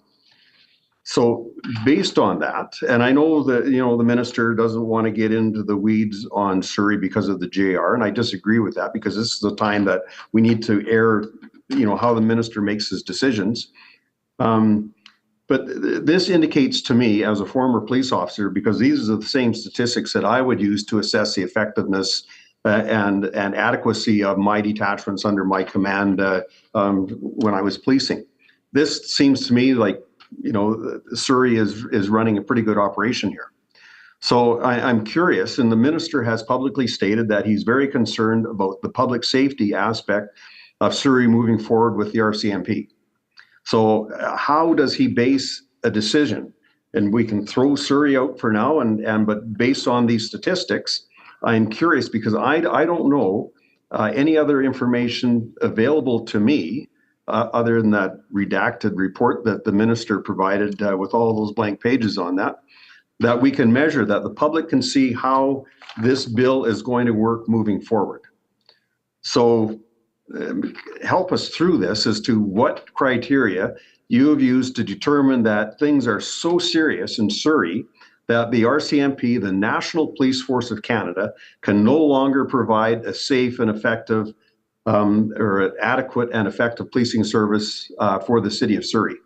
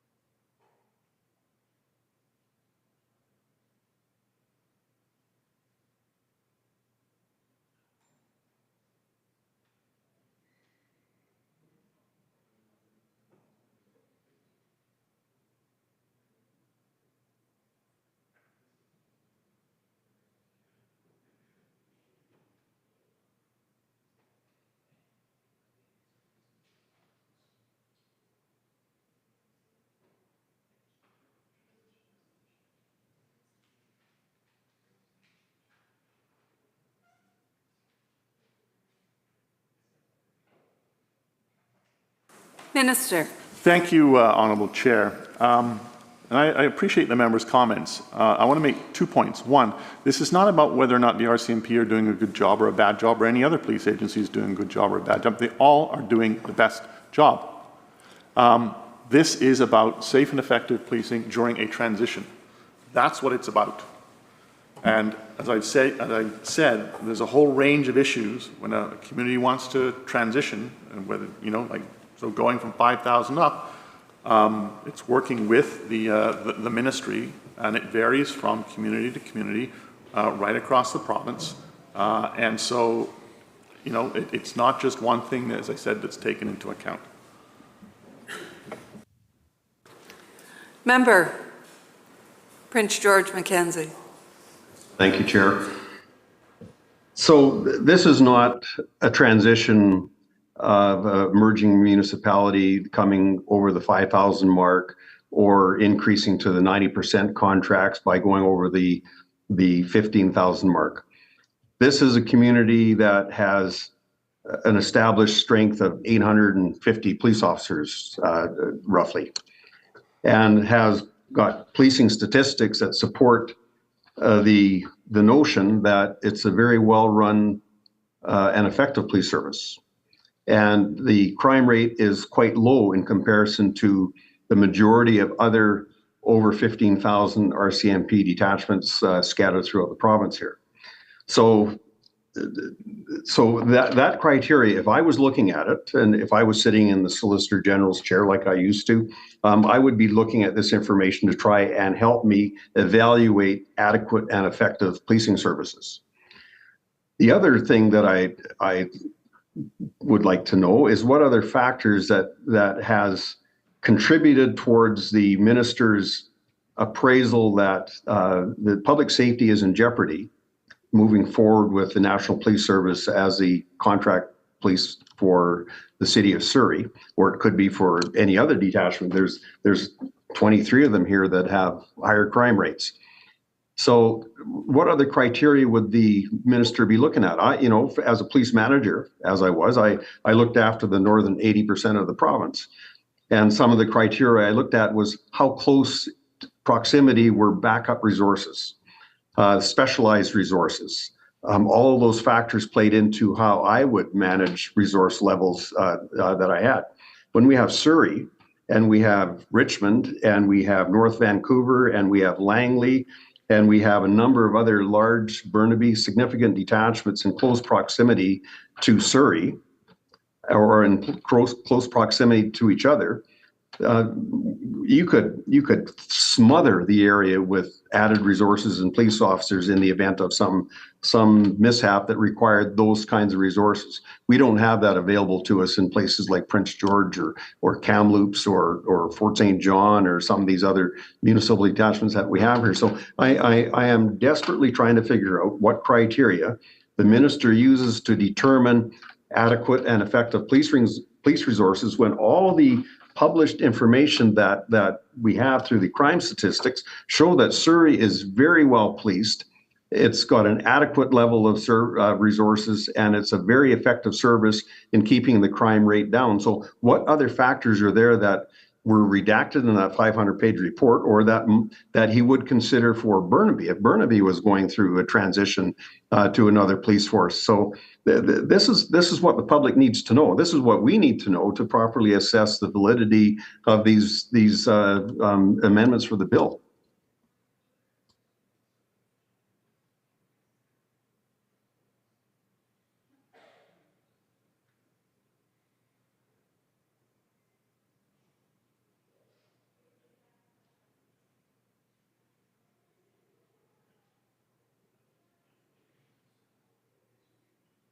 Minister. Thank you, Honourable Chair, and I appreciate the questions from the member. Many of them are actually really estimates questions.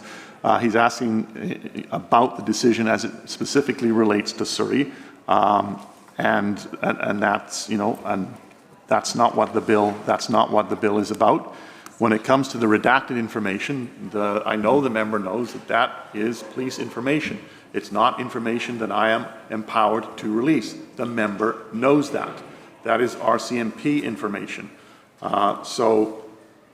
know, I can't make that any clearer than I just have. Recognizing the leader of the House Leader of the third party. Thank you. In following the questions and the responses here, I'm troubled by the exchange. As was mentioned by the member from Prince George Mackenzie, the use of the words adequate and effective are subjective. Those are subjective words. They can they leave a lot of definition to be filled in by whoever it is that is hearing those. I think further to that, there is in 3.12b,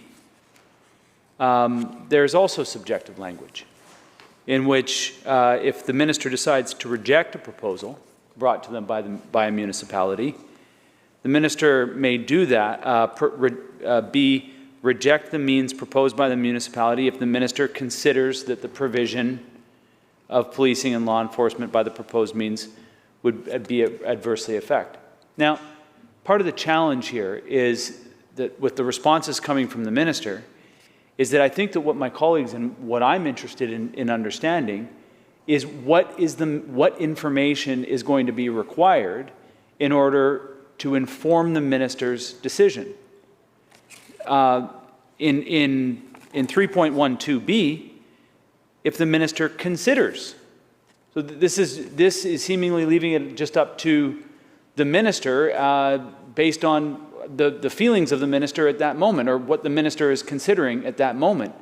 And so without putting some definition, I'm going to go back to, I think, the beginning, the first question that came from the member from Mackenzie, or from Prince George Mackenzie, was around the definitions of adequate and effective. We know that there are words that are used and there's specific definitions for them. Can the minister clearly define what adequate and effective is? And I think it would help provide some clarity for our members here from Surrey. And I recognize the minister actually doesn't want to engage or is feeling that the minister's feeling limited in the engagement on Surrey. However, as I pointed out at the beginning in section 1, this is about policing in other communities. So we can't have it both ways. We can't stand in here and say This is about changes that need to be made about communities that are approaching 5,000, and this is how they're going to be, their policing is going to be sorted out.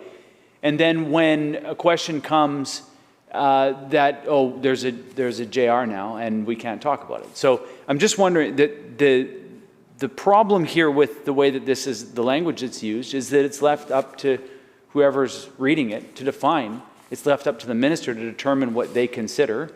And I think that what I and my colleagues are looking for is the clarity that needs to be here. Because this mess was created by a lack of clarity, a lack of information, and a lack of definition around how the minister was making decisions and acting.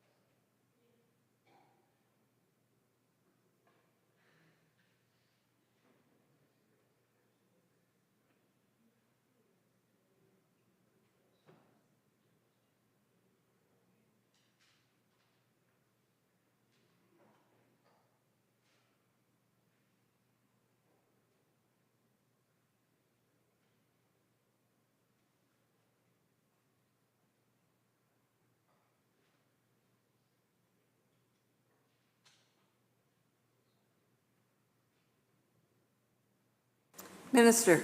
Thank you, Honourable Chair, and I appreciate the question from the member, and I'll restate what I said, which is the issue around what is the definition of adequate and effective policing is right across the country. It's not specifically defined because it varies from place to place, it varies from community to community, it varies on a whole host of things that must be taken into account when a decision is made. So, for example, staffing levels. Emerging trends, what's the demographic of the community, crime stats would be part of it, the nature of the community. Is it, for example, a rural community that is primarily agricultural, or is it a rural company where you have work camps?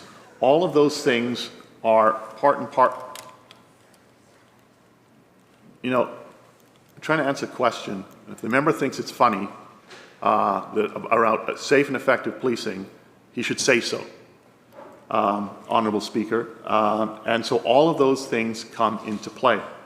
And at the end of that, the work done within the ministry by the Director of Police Services and his staff, working with that community, working on the plan that they have put forward, or all of those things are part and parcel of how a minister will make, Solicitor General will make that decision.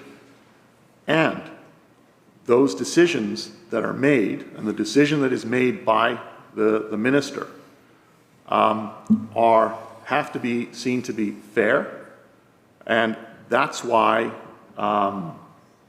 the JR process is in place, so that those who have been subject to the decision have the ability, if they choose to seek a judicial review. Member. Thank you, Mr. Speaker, and I do know that the member from I jumped in the middle here. I'll just ask this then. How is this any different than the decision-making tree or the decision-making framework that the minister currently resides under? Because it seems to me that fair and adequate policing is something that was established prior to this, and the minister can make these considerations. So what part of this isn't already within the minister's purview, as the minister is the sole person with the responsibility to ensure that communities have safe and effective policing in their communities?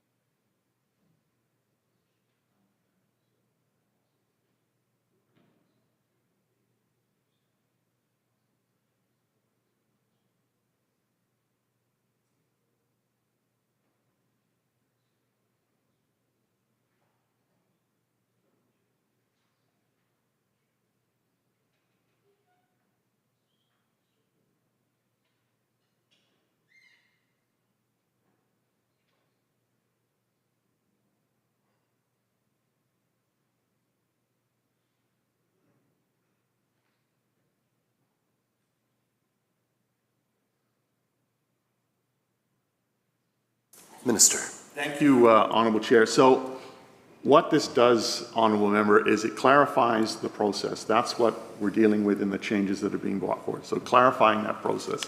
And in the section that we're on, that shows deference to the local government, to the municipality in subsection A.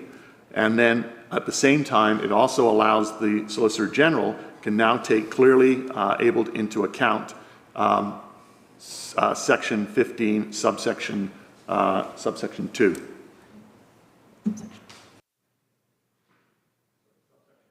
Sorry, Minister? Subsection 1. Okay, thank you. Member for Prince George Mackenzie. Thank you, Chair, or Speaker. So if we're on the road to trying to get clarity to the process, for some reason that clarity is not emerging. And, I'm having trouble still trying to assess how the minister makes the decision to go in whatever direction the minister is going to go when it comes to adequate and effective levels of policing. So I only have my own experience as a police manager and coming up through the ranks. And I looked after 40 some detachments in the northern 80% of the province. Many of them were municipal detachments. Many times I met with the municipal governments to assess adequate and effective levels of policing. And we struggled through the process, and we looked at crime rates. We looked at caseloads per member, and those were the two key areas that I looked at because that tells a story. And then you look at violent crime. So, if you've got a high crime rate and you've got high caseloads and a high violent crime rate, I would be doing my utmost to put more resources in there to ensure that there's adequate resources to address that. And and when I sat there and I got my advice from the Director of Police Services, and we talked about these things on a regular basis, they were assessing, the police services was assessing the adequacy and effectiveness of policing based on those same criteria. So that's all I had to rely on when I looked at Surrey and when I look at other detachments here. And when I look at the statistical information for Surrey detachment, it is well served. It is adequate and effective level of policing on the ground in Surrey. And so I'm still trying to find why or how and what other criteria the minister used to get there. And I'll go back, I'll look at, the minister doesn't want to talk about Surrey. So let's talk about Burnaby. So in that same document that I referenced earlier on, the Municipal Police Statistics 2021, Burnaby's at the top of the list. It has a crime rate of 52 crimes per 1,000 population and a caseload of 43 criminal files per RCMP officer in that detachment. In my experience as a police manager and as an investigator, when you start getting down into that 50 range of criminal cases per member, that's pretty good. That's a workload that members can work with. And to me, that doesn't present any kind of a flag to indicate I've got to go and knock on the detachment commander's door in Surrey and say, you need to change. You need to get some more resources in here, Mr. Mayor. And so Surrey's not much different than that. But when I look at other detachments here, there's one with a crime rate of 208 crimes per 1,000 population and caseload of 120 criminal files per police officer. And to me, when I see that sets off some bells. I got to go and have a look at that and find out what their minimum resourcing levels are and what we can do to try and rectify that and provide some relief for the constables and the police officer on the ground and make the community safer for the people. There's another one here as well, where the crime rate is 205 and the caseload per officer is 155. To me, and I'm sure that the minister has access to that same document. I'm curious as to what steps that police services have been taking and bringing that to the minister's attention with respect to an adequate and effective level of policing. Those are municipal responsibilities. There are a number of provincial responsibilities as well that have extremely high caseloads as well that are under the full purview and control of the minister.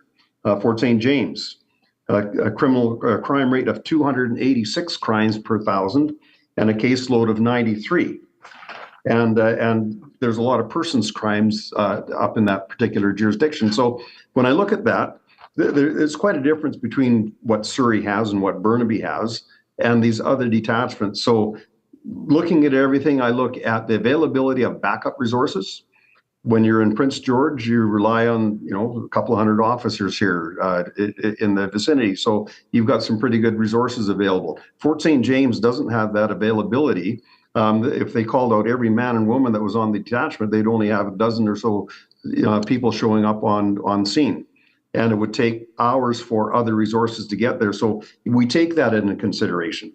And when the minister talks about the availability of resources, the impact that these transitions will have on the province, because that's part of the effective part of his duties. There is no detachment commander in British Columbia that will allow their detachment to lose resources below a minimum level of staffing.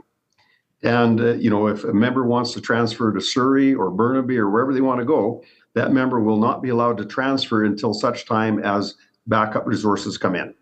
So, everything is kind of working together here. And so I am really curious as to why, and the minister said several times publicly that he is very concerned about public safety in Surrey under the National Police Force moving forward. And if we are having trouble with the National Police Force providing resources and the service to Canadians, and Surrey is where this is all going to blow apart, we've got to ask some serious questions here. And I think it's incumbent upon the minister to make sure that we are aware of what the criteria is of his decision-making process. So to bring the clarity that this bill is supposed to bring, I'm hoping that the minister can say, I've looked at the statistical data for Surrey. I'm not concerned about those issues. It didn't lead me to make my decision here. He's saying that perhaps it's an HR issue, it's a staffing issue, that the RCMP provided him with criteria that he can't release. The RCMP statistical data has been available for a lot of people, for the public out there. So I'm really curious as to why the minister is reluctant to reveal the information that he used to make his decision.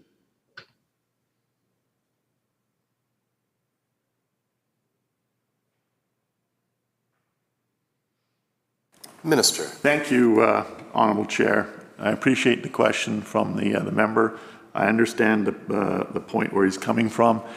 I'll just say this, none of that relates to this bill. I've outlined, I think, a number of issues in terms of what goes into the decision-making and how it impacts on this bill, but what the member is talking about does not relate to this bill. Member. Thank you, Chair.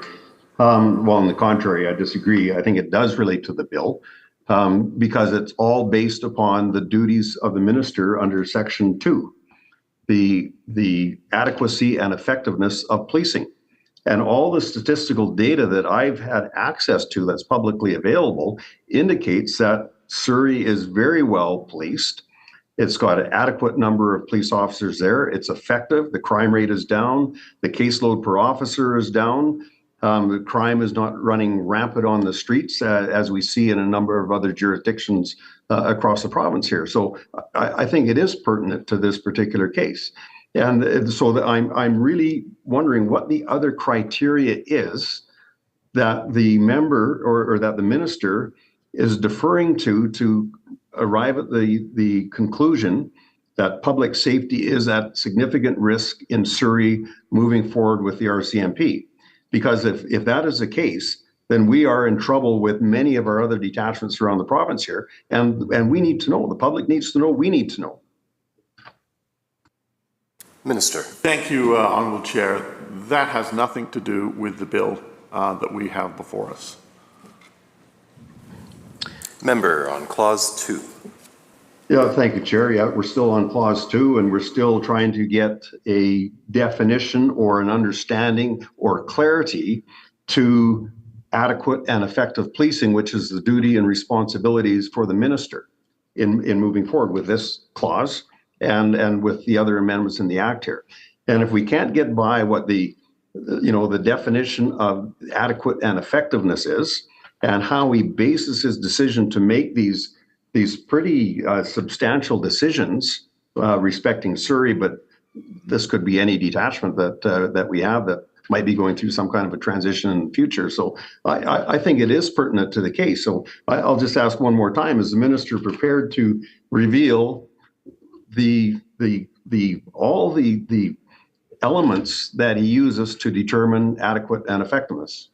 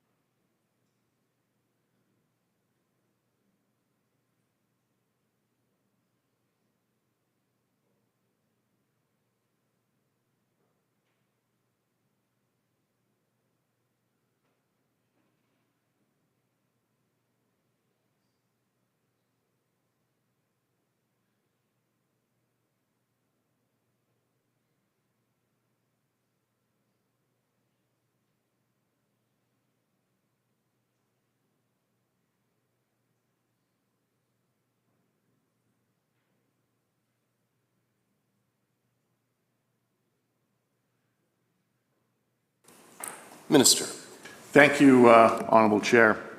I've already outlined a number of factors that are taken into account when it comes to making a decision. Factors that go to the Director of Police Services, go to the staff within my ministry, and then come up to me. I've outlined those quite, comprehensively. And the rest of it that the member is talking about really does not relate to this bill. He says he disagrees, and I disagree with him, and we're going to agree to disagree. Member for Surrey South. Thank you, Honourable Chair. In a previous answer to a question posed by my colleague, the House Leader for the Third Party, the Minister was talking about determinations and decisions that were being made, and referenced that was one of the purposes of having a judicial review, that if a community felt that the decision-making was unfair, that there would be an opportunity for judicial review. So if a judicial review took place in a different city, and the outcome of that review was that the decision made by the ministry was unfair or somehow flawed, would that mean that the outcome or the decision could be overturned?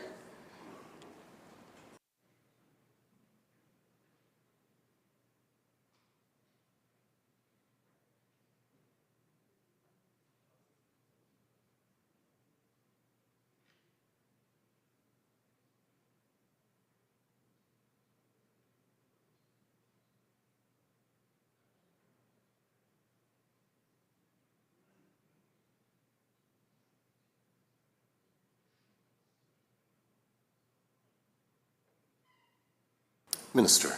Thank you, Honourable Chair. So in the JR process, they determine, the municipalities, they feel that it wasn't reasonable or fair. They have the ability to go to a JR process.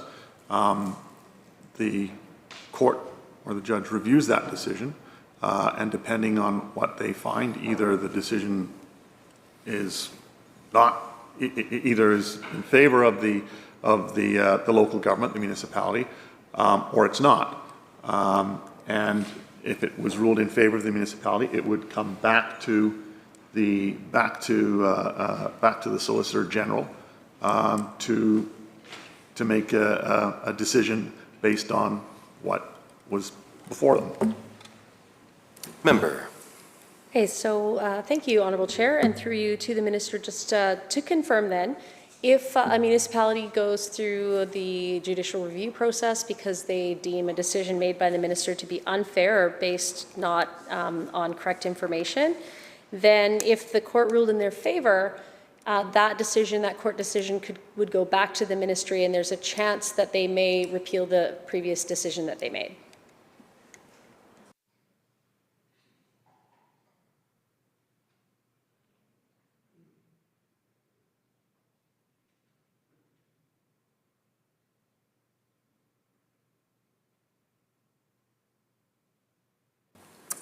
Minister. Thank you, Honourable Chair. So there is a JR process underway right now, and that process will work itself through.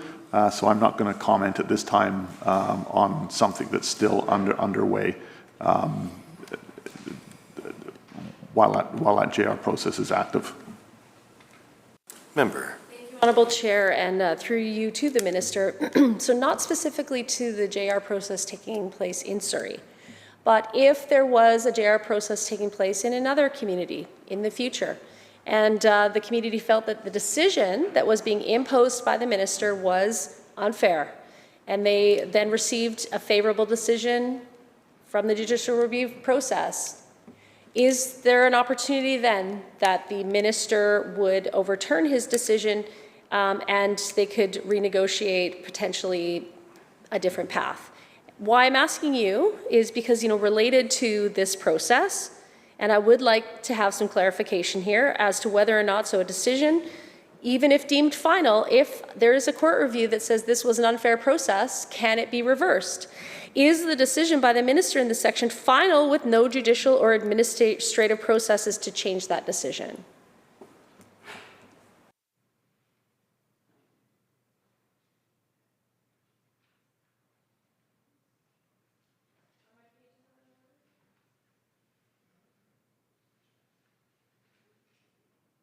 Minister. Thank you, Honourable Chair. Was the member referring to Clause 5 or Clause 7 in her question?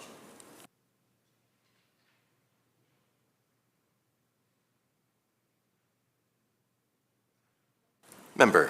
Thank you, Honourable Chair. I'll just go back this way to clarify why I'm asking this question. So as we were going through Clause 2 and we were discussing adequate and effective policing, the minister had supplied an answer to the House Leader, the third party, that included reference to judicial review in cases where decisions made by the minister were deemed to be unfair by a municipality. My question being that in a situation where a judicial review is undertaken, if the court decided with the municipality, is there an opportunity then for that decision to be overturned?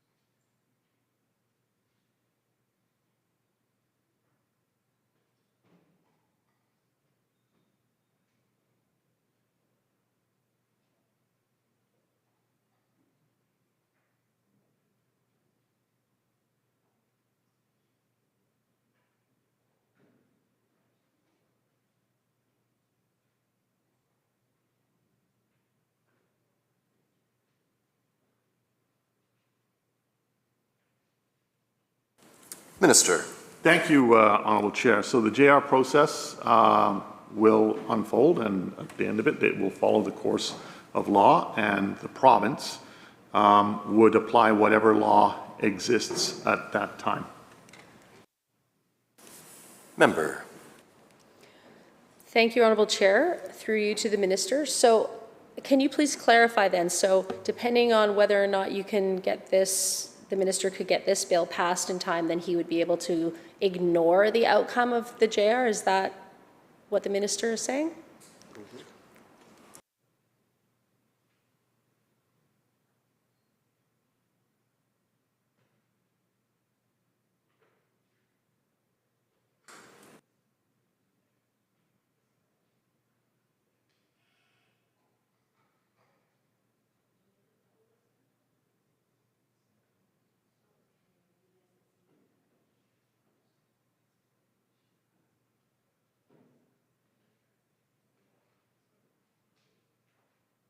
Minister. Thank you, Honourable Chair. I'd like, could the member tell me if she is asking specifically about Clause 7 as it relates to Surrey? Member.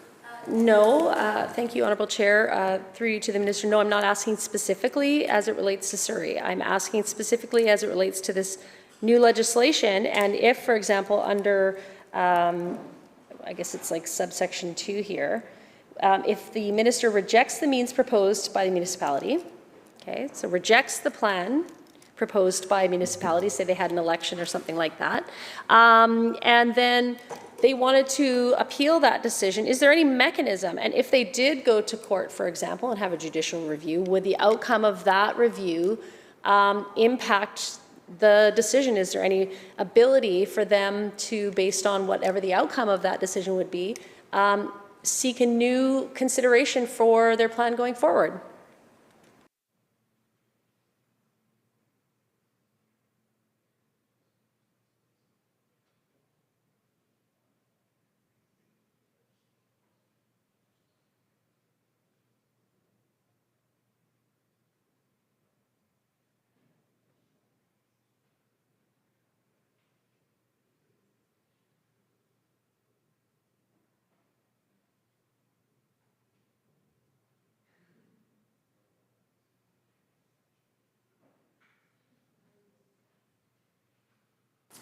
Minister.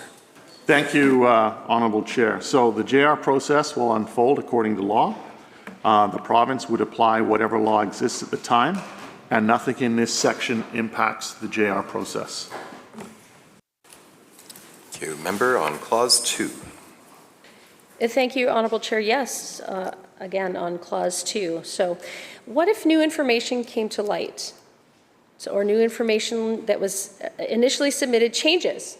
For example, if a municipality decided to go with a transition away from their police of jurisdiction based on false budget, maybe like only a 10% tax hike and $40 million in costs for the transition, and to later find out it was going to be like $500 million and much greater than a 10% tax hike, hypothetically, Minister, would there be Through the chair, member.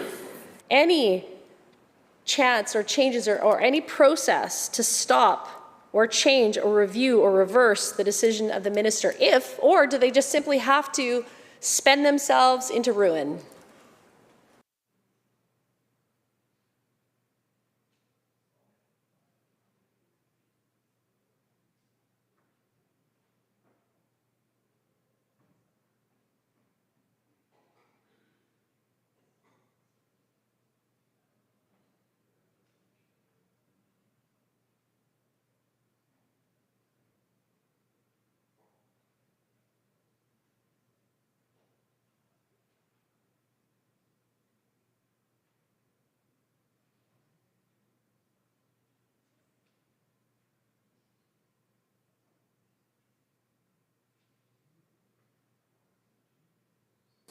Minister. Thank you, Honourable Chair. And again, I appreciate the creativity of the member opposite me. But this is awfully close to the situation in Surrey, and I think the member knows that, and that is not what this section is about. Member. Member for Prince George Mackenzie. Thank you, Chair. Just, the Clause 2 still, and there was reference to the respective duties of the minister under Section 2, but also the municipalities under Section 15.1. And so I look at 15.1, and so if a municipality is complying with 15.1, and I'll just kind of read a little bit of it here.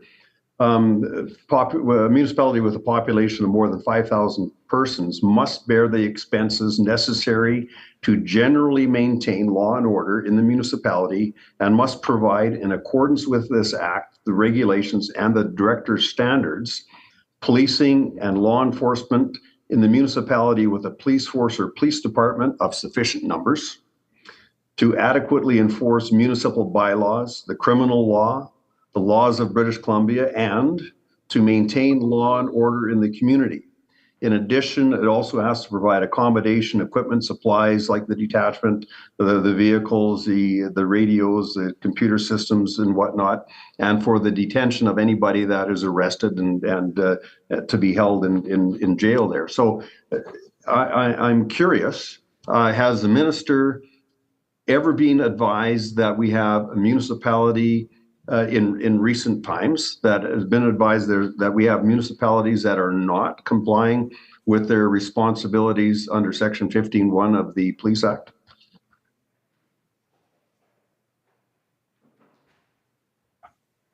Minister. Thank you, Honourable Chair. That's not related to this bill, member. Member. Thank you, Chair. It is the bill under Clause 2.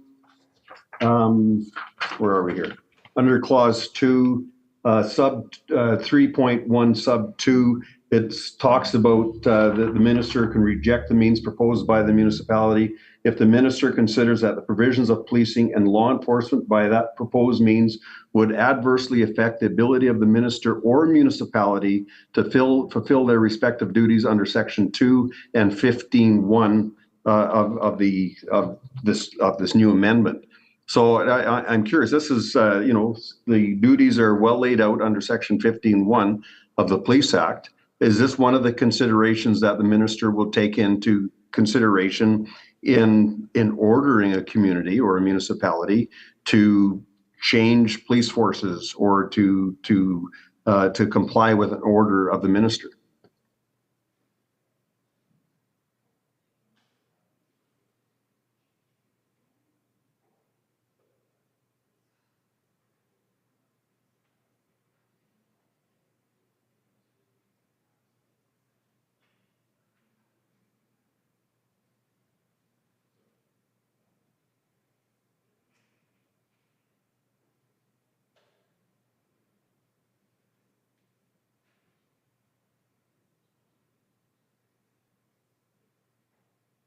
Minister. Thank you, Honourable Chair.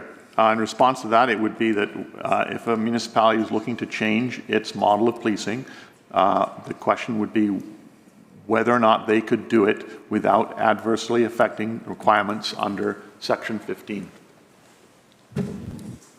Member. Thank you, Chair. Has the minister undertaken any or has the Director of Police Services undertaken any work to determine whether any detachment, whether it be Surrey or Burnaby, has it come to the attention of the Director and to the Minister through the Director that there is a detachment in jeopardy of not meeting their obligations under 15(1)?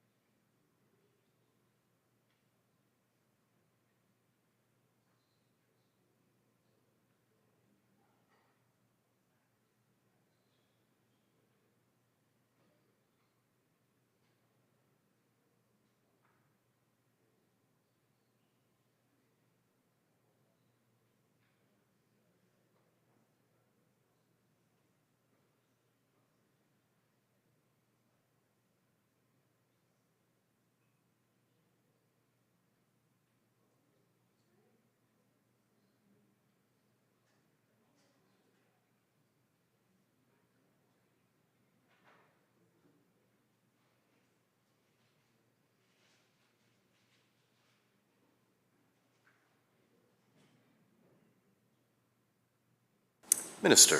Thank you, Honourable Chair. So in answer to the member's question, I would just make this point, that this is not about whether a community is meeting its responsibility under Section 15, but rather it's whether or not communities that are under a proposed transition, whether their proposal would adversely impact Section 15.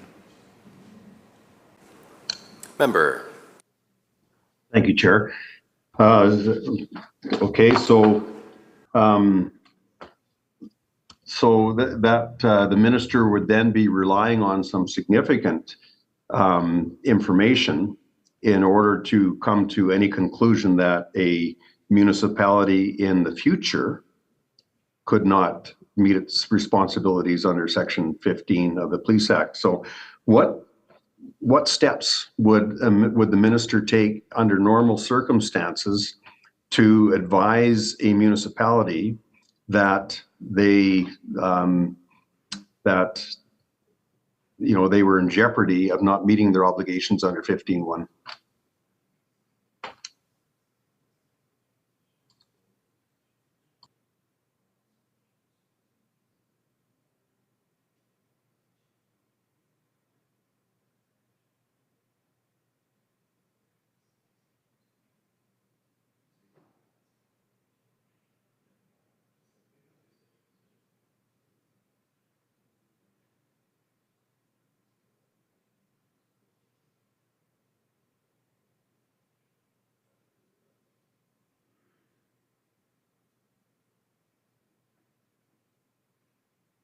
Minister. Thank you, Honourable Chair. And I think the member is mixing two different things. This is not about communities that are not in a transition. It's not about audits.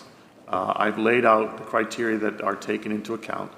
As I said, this is about whether or not communities that are in or a potential transition, whether or not they impinge on their requirements under Section 15. And do they adversely impact? Member. Thank you, Chair. The command structure of the RCMP, and we're looking at RCMP municipal detachments between 15,000 and up. The command structure under the RCMP also monitors those kinds of things. And if there is a detachment within a municipality that is not meeting their obligations, and the detachment, or pardon me, the municipality has not been stepping up to the plate to provide sufficient resources. And there's a number of things, and I recall meeting with municipalities several times over the years regarding this. So before the ministry is even involved, the RCMP management is involved in addressing those concerns. Are you aware of any municipal detachment that might be facing transition, or if you want to speak about Surrey in this case, where RCMP management has stepped in and gone to the municipal government and said, you're getting close to reaching your responsibilities under Section 15 of the Act, and you need to take these various steps. Is the minister aware of any RCMP management intervention in this area?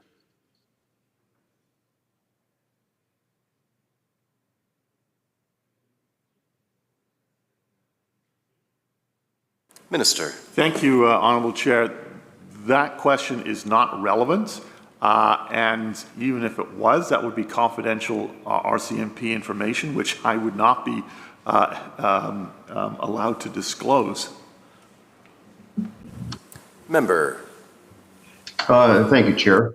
I'm just asking if the minister is aware of any intervention by management for any detachment or any municipality with respect to that. But so that part of the question still stands. But I'll also add this: under Section 41B, the Director of Police Services is required to maintain a system of statistical records, required to carry out inspections, evaluations, and research studies. Can the minister advise us if there are any records of inspections, evaluations, or research studies the director has provided to the minister as part of the minister's decision-making process with respect to the municipality's responsibilities under Section 15?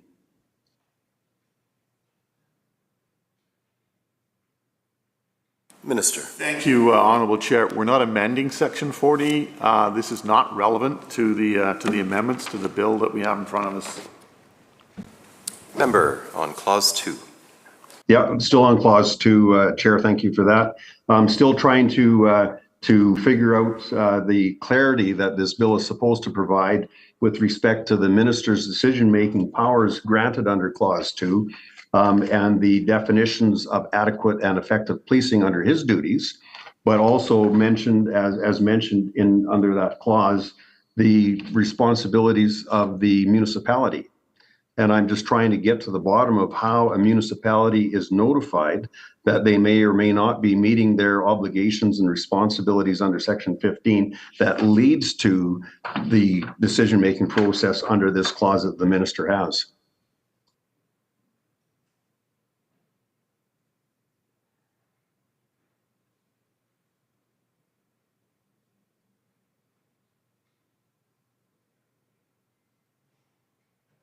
Minister. Thank you, Honourable Chair. And again, this has nothing to do with the process under Section 15. This is about a transition process and that's what the focus needs to be on.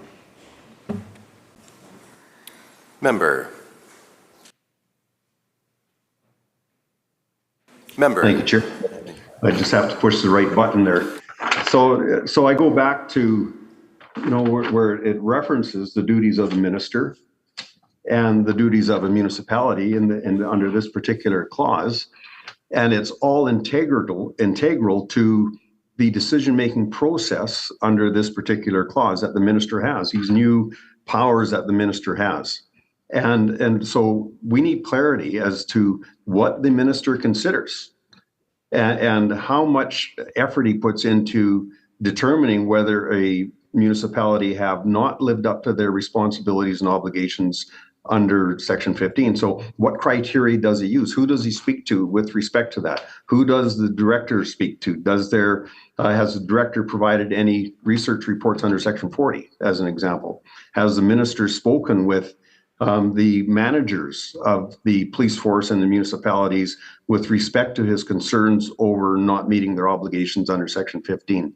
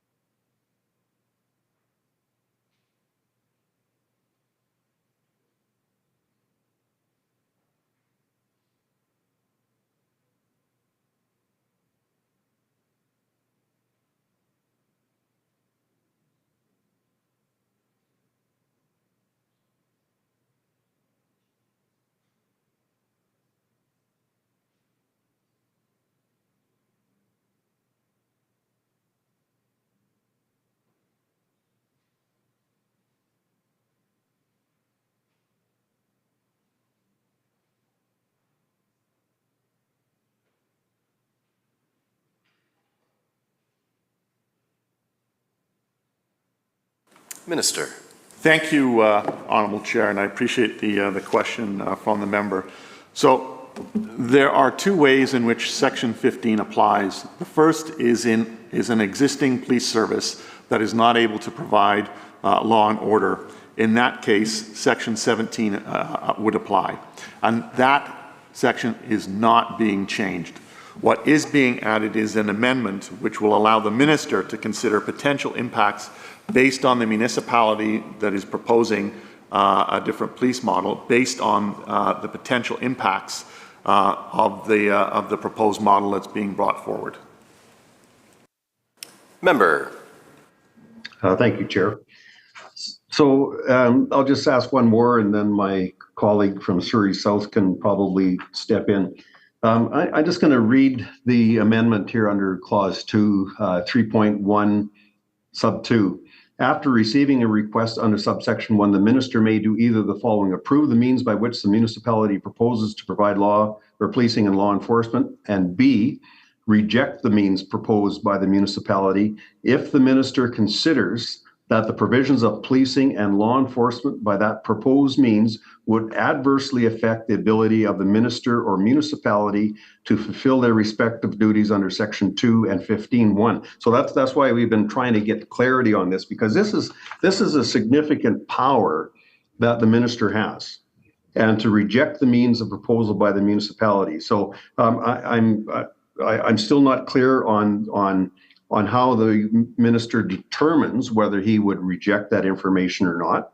But I guess I got one more question before I turn it over to my colleague from Surrey South. If the decision by the minister with respect to this particular clause is rejected by the municipality, what recourse does the municipality have to ask for a review of the decision? Is it just the JR process? Or is there any other laws of natural justice that prevail within the Act and the ministry that would look at this?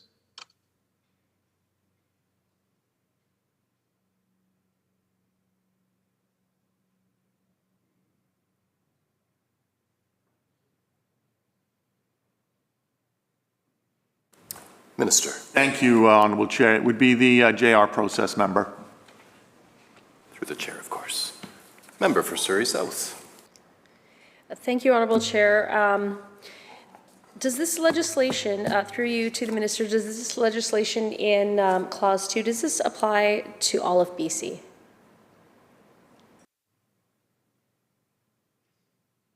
Minister. Thank you, Honourable Chair. Yes.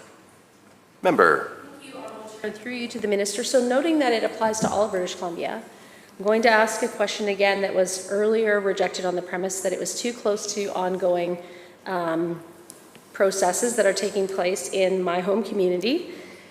But the question that I think that if this applies to all of BC, that British Columbians should know, if a court decision is in favor of that municipality, if the JR decision falls in favor of that jurisdiction, will that result in the potential to overturn the decision by the minister? This is legislation that does, after all, apply to all of British Columbia.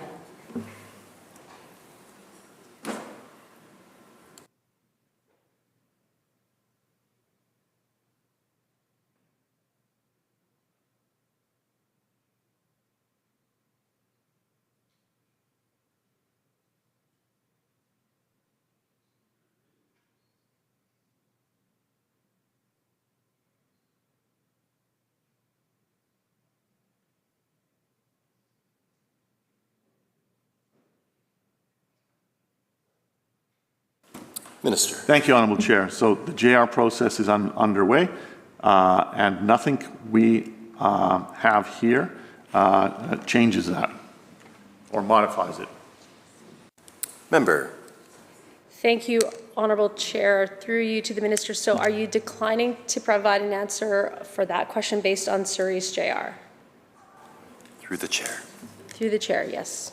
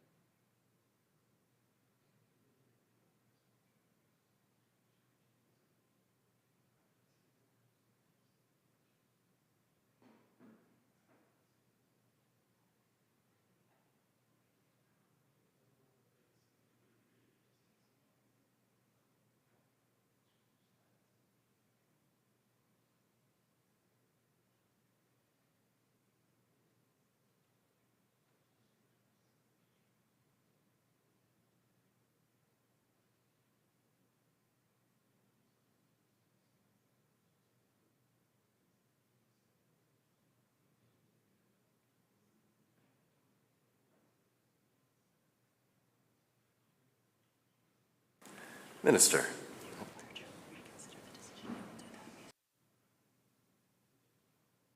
Minister. Thank you, Honourable Chair.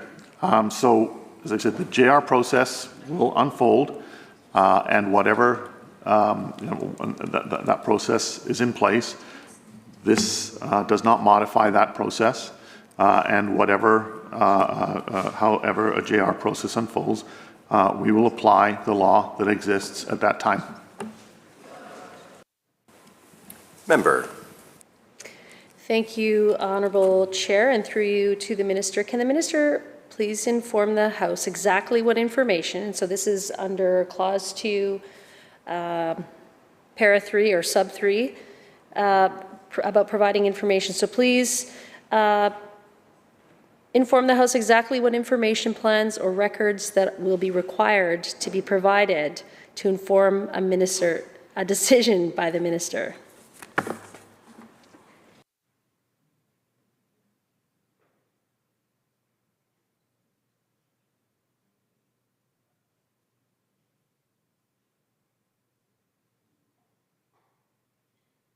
Minister. Thank you, Honourable Chair. I've already answered that question. It was one of the first questions that the member asked. On Clause 2, Member for Surrey South. Thank you, Honourable Chair, through you to the Minister. Will additional requirements for records to be provided by local governments impose additional costs on those local governments?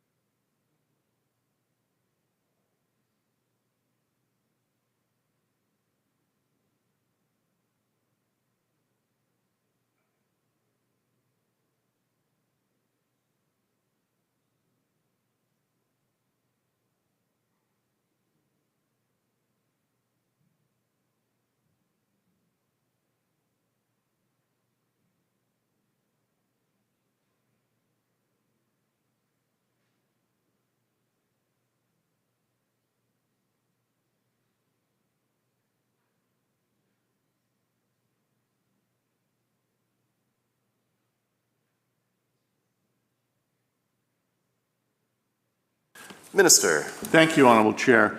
I think that any local government that was thinking of transitioning to another policing model would be providing the information along with that proposal to the Director of Police Services. And it may well be that the Director says, we need some additional information, and the local government would provide that, and I would expect that they would have that information. Member. Did the government do any, thank you, Honourable Chair, through you to the Minister, did they do any consultation with local governments prior to introducing this legislation to determine what impact cost would be in terms of now this requirement to provide the information plans, records that the minister requires.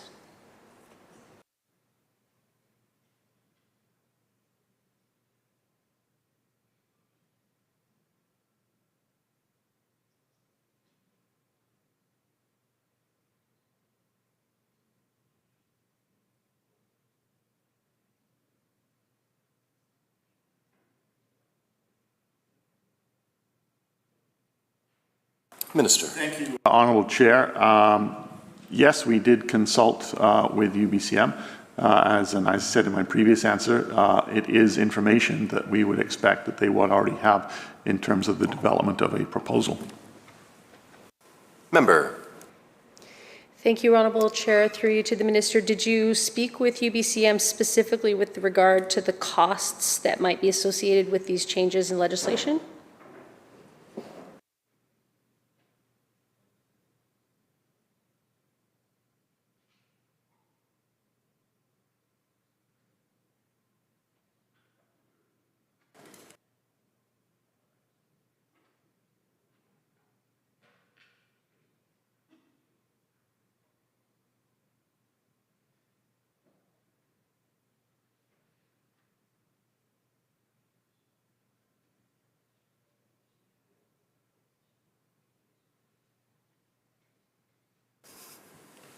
Minister. Thank you, Honourable Chair. I would expect that if a local government was deciding in the future to go down a transition path, that they would be talking with the Director of Police Services within my ministry in terms of the kind of information that they would be looking for, and would be providing that information so that there would not be an expectation on our part that there would be additional or onerous costs. Member. Thank you, Honourable Chair. Through you to the Minister. The question was, can you explain in detail what type of consultation regarding the financial implications you had with UBCM?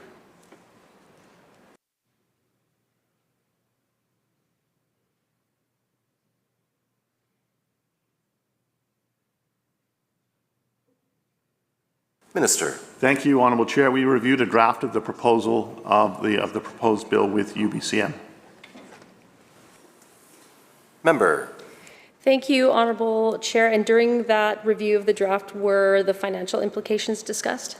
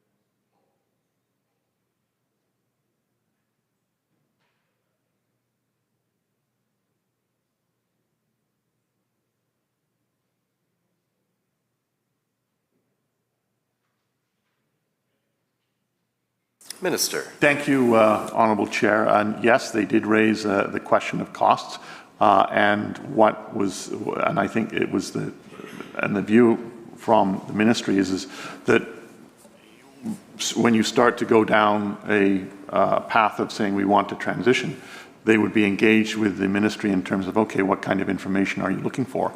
And that would no doubt form part and parcel of the proposal by the local government. In terms of, you know, what they want to do. I mean, it would be, in that sense, no different than saying, hey, we have a project and we want to see it go ahead. What information do you need? And you would, you know, the expectation is you'll provide that information. Member. Thank you, Honourable Chair. Through you to the Minister. So did the discussion with UBCM and the consultation about financial implications include discussions about the future implications of this legislation that would impact their municipal policing costs when other municipalities leave the RCMP for their own municipal police, and the impact that has on divisional administration costs?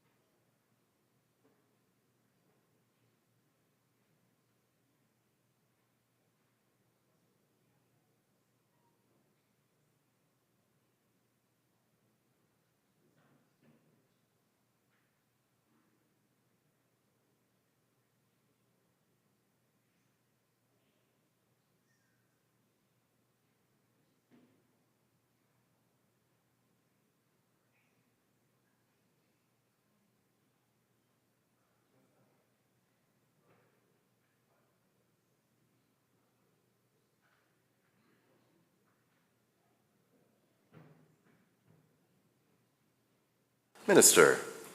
Thank you, Honourable Chair.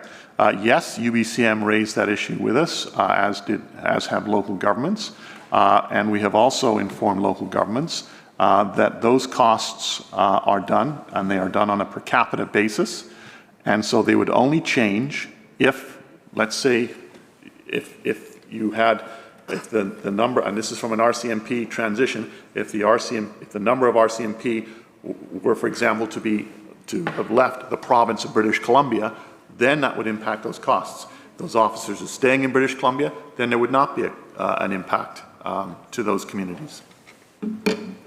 Member. Thank you, Honourable Chair. Through you to the Minister. So was a full analysis done then in terms of how many of these positions that currently are, for example, at the Surrey RCMP, if that police detachment is dissolved and those members are to be distributed to other detachments, are you saying that every member's position is going to be transferred to other detachments throughout the province and that there will be no loss of positions for the RCMP in British Columbia? Because as you know, based on what you just said, through the chair, that would, based on what the Minister just said, thank you, Chair, is that that's the way that it would prevent a div admin cost going up if they're going to not have any of those positions leave the province. So will the Minister confirm then that no positions will be eliminated, that they will be all accounted for by distributing those position numbers amongst all the RCMPs? And has a full analysis been done to determine what cost impact it really will have on other municipalities? From what I've been told, there could be a significant impact on them, between 10 and 15% increase per member. So I want to know, on behalf of taxpayers, what type of analysis was done? Minister. Thank you, Honourable Chair. One, that's not relevant to the bill. What I explained to the member, she asked how it works, and in the way that UBCM asked, and we answered UBCM, and we told UBCM how those costs are determined, and it is on a per capita basis. Member. Thank you, Honourable Chair. Through you to the Minister. I do think it is relevant because we're talking about new legislation impacting police transitions, deciding the way in which policing will be done in municipalities, deciding the fact that power can be taken away from a municipality to make its own decision. If the Minister deems that effective and adequate policing, the standard is not met, although it's hard to determine what that standard, how that's being met without the transparency that would require. So it's relevant because, we were talking about if there's cost implications. For example, when the Minister is expecting and now legislating that information plans, documentation be provided, but also in the larger context of this bill as a whole, there are cost implications. What, in terms of this legislation, type of analysis was done to have the minister so confidently able to say that it will not result in cost implications for municipalities across BC?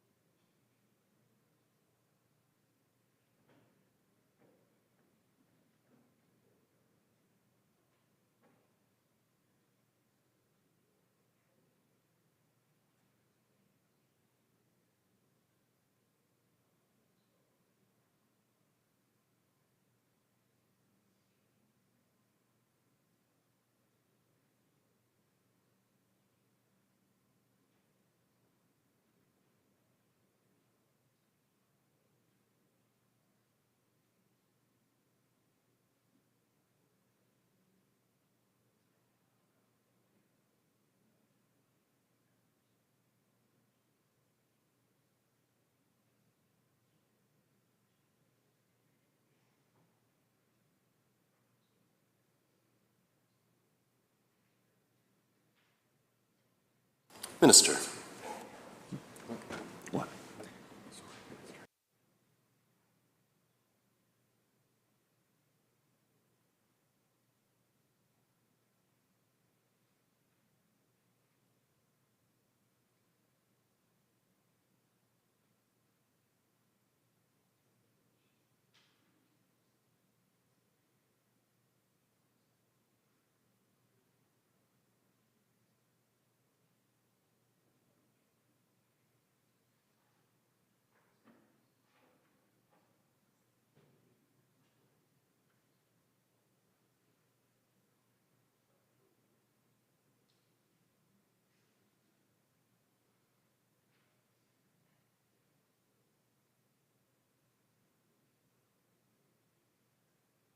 Minister. Thank you, Honourable Chair. And I'll repeat again for the member. We've explained the process. We consulted with UBCM around the legislation. They've asked questions on the costs of getting information that the Director of Police Services or the Minister might require. We have met with local governments on a number of occasions, both in terms of their formal structure, in terms of their policing committees, as well as independent or individual local governments at UBCM on the issue of the E-Division costs. And it has been explained to them how it works when it is on a per capita basis, and that it really does come down to whether the officers stay in British Columbia or leave British Columbia.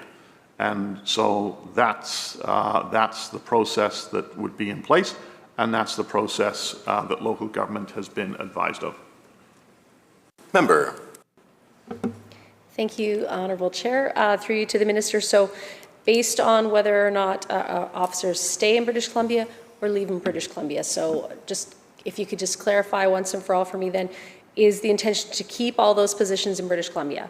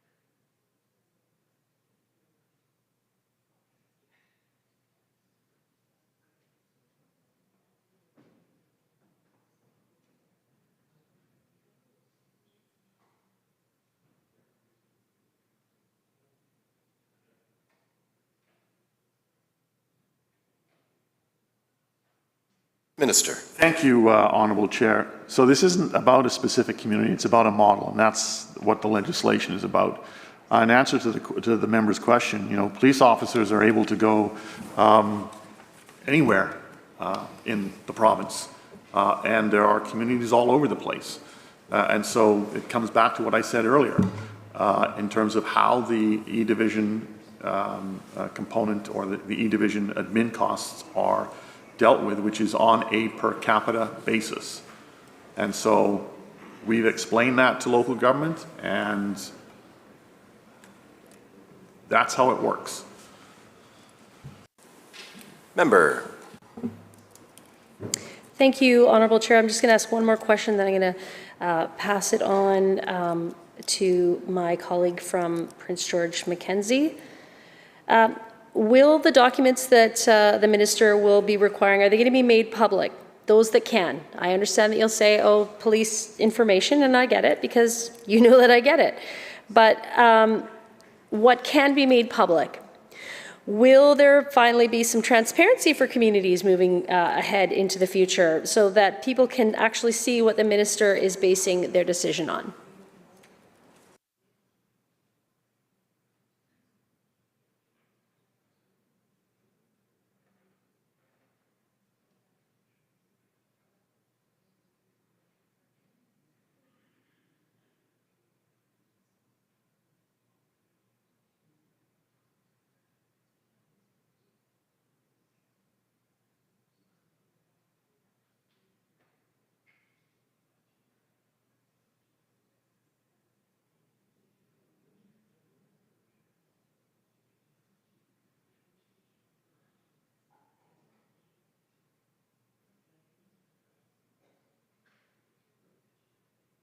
Minister. Thank you, Honourable Chair, and I appreciate the question. And I know the member gets the issue of sensitive police information, and that's what gets redacted. And so my expectation is that information we're received from a local government, or in terms of a transition or a proposed transition that they would make, all the information that can be released would be released. The ministry obviously consults with police in terms of information that is sensitive and has to be redacted, and that's how I expect that the process would be. Member. Thank you, Honourable Chair, and I thank the minister for the answer. I'm going to pass it over to my colleague from Vancouver-Langara. Member for Vancouver-Langara, and we are on clause 2. Thank you, Mr. Chair. I do appreciate that I've listened in to some of the review on clause 2, and specifically through you, Mr. Chair, to the minister around the references to the duties under clause 2, section 3.1, sub 2, sub B. So appreciate that the minister has commented again that this is to provide a general framework. And of course, under the existing Police Act, the section 2 that's referred to in the provision I just referred to, Mr. Chair, says that the minister must ensure that an adequate and effective level of policing and law enforcement is maintained throughout British Columbia. Through you, Mr. Chair, to the minister, when we look at that current provision under the Police Act, and as it's incorporated as part of this amendment as well, because there's no change to this provision, of course, section 2 that is, can the minister walk us through the thresholds as to what is considered as an adequate and effective level of policing and law enforcement throughout British Columbia? Minister. Thank you, Honourable Chair. I've already answered that question. Member. In answering that question, what level of threshold is expressed. Minister. Thank you, Honourable Chair. I've already answered that question. Member. When we look at the provision under Section 2, adverse effect in this provision itself, can the minister define the test adverse effect? Minister. Thank you, Honourable Chair. It would be negatively impacts. Member, Vancouver-Langara. Thank you, Mr. Chair. Is there a materiality threshold applied to adverse effect?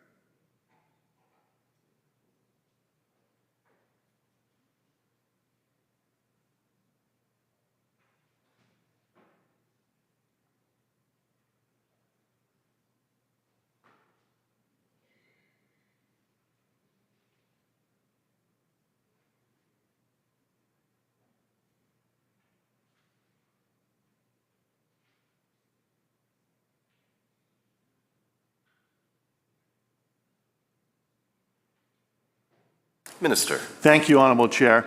It means I have to ensure my decisions are reasonable and procedurally fair. Member. The standard reasonableness that would be applied by the minister, what standard is that? Is that a reasonable person, or what threshold is that to be applied?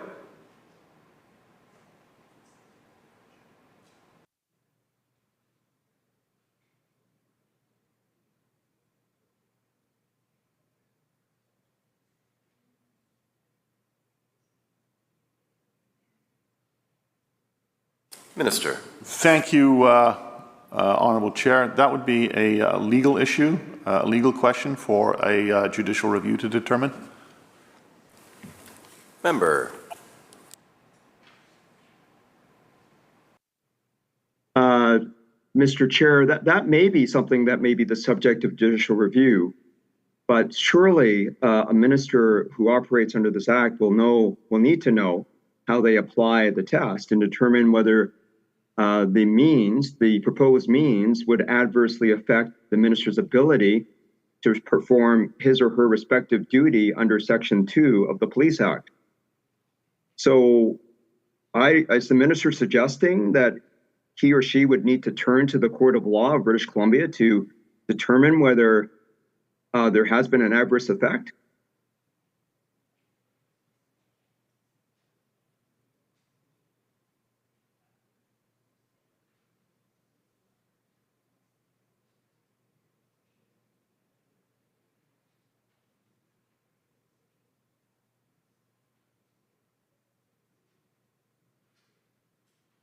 Minister. Hang on. Should I say you asked me technical?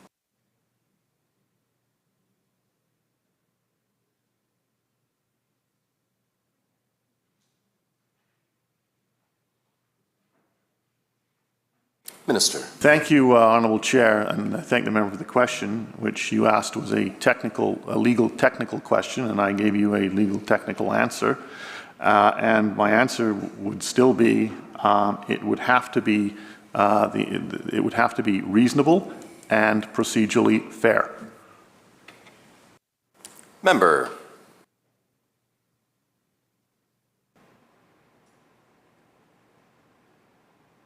Thank you, Mr. Chair.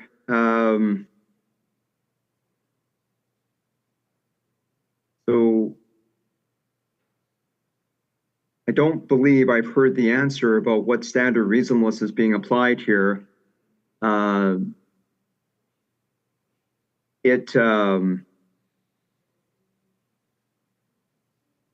the absence of a clear answer from the minister, it is open for interpretation. Is the minister concerned about the judgment that's being deployed to determine by any minister under this act as to whether there's been an adverse effect?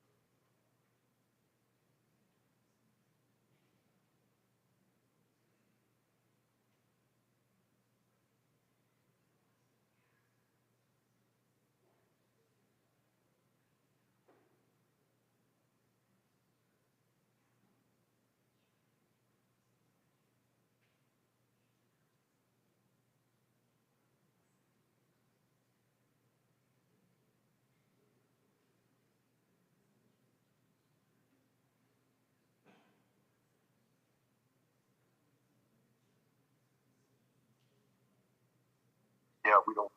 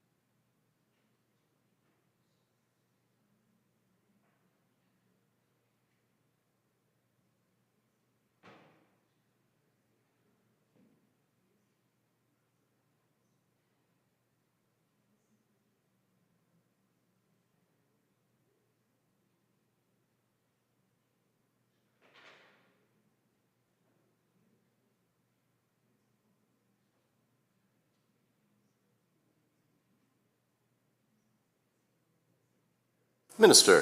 Thank you, Honourable Chair, and I know that we are getting quite technical here, and I understand that.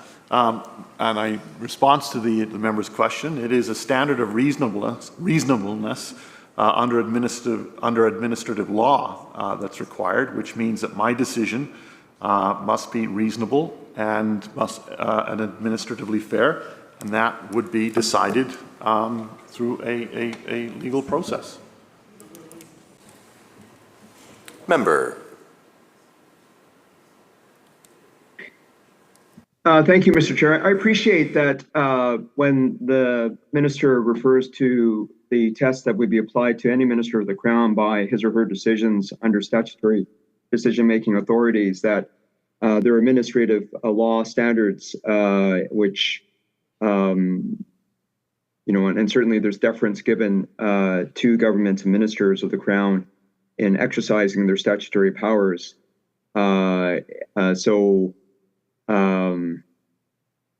Just in terms of what is viewed to be patently unreasonable, the determination for when a minister under this amendment would be exercising his or her authority to reject, which is the word that leads into this provision under this clause, reject the proposed means.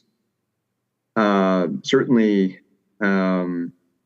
municipalities that put forward those proposed means would want to have some understanding as the basis under which the minister made a determination or consideration that the proposed means would adversely affect the ability of the minister or the municipality to fulfill their duties under sections 2 and 15 sub 1. So the adverse effect is the minister refers to as a technical term, but the use of the word adversely affect is a term that is utilized in other legislation of our province. And there are, for example, under securities law of British Columbia, materiality thresholds. So there is some consideration when we use this term to determine whether a minister's ability or a municipality's ability to fulfill their duties under sections 2 and 15 sub 1 are met. So through you, Mr. Chair, to the minister, when this amendment is being tabled under this bill, is there any additional guidance that's provided to municipalities as to the threshold that is being applied to the duties set out in sections 2 and 15 sub 1?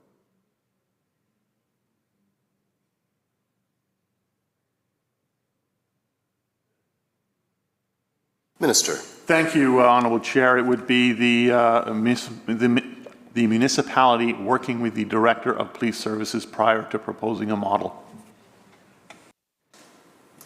Member.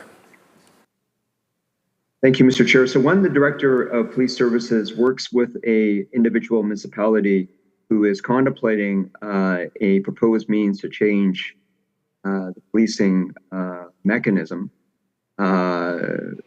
the director then would be providing some level of input, response, feedback, guidance to the municipality as to the standard under which that ability of the municipality to meet its duties under Section 2 and 15 sub 1, the respective duties, would be provided to that municipality. That's what the minister is suggesting or indicating. So presumably then the Director of Police Services then under this act and this amendment would be applying this term of what would be an adverse effect on that ability. Is that correct?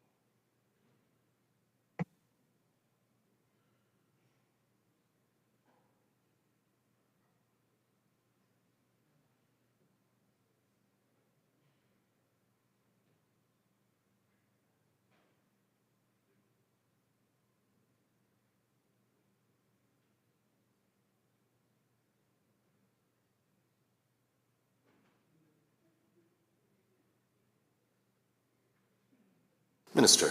Thank you, Honourable Chair. So the expectation would be that a local government, for example, that was seeking to make a change would work with the Director of Police Services, who superintends policing in the province, to work in collaboration that would result in a proposal or a plan that could be approved. Member.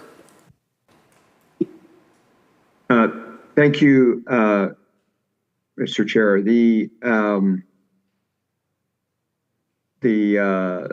so-called workup of a proposed plan between the Director of Police Services in his or her role as superintending police services in British Columbia, then mindful then of this new amendment to this provision in Bill 36, would be presumably then very cognizant of what an adverse effect would be, meaning that director would have clarity around the thresholds that we've been talking about here in this bill committee stage on this bill.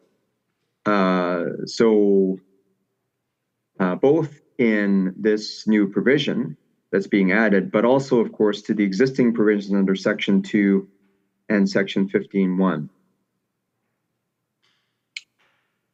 But ultimately, of course, this amendment puts the responsibility on the minister in terms of, in the minister's consideration, there is an adverse effect. So just to clarify here, there is no delegation of authority here that the minister is suggesting to the Director of Police Services, is there?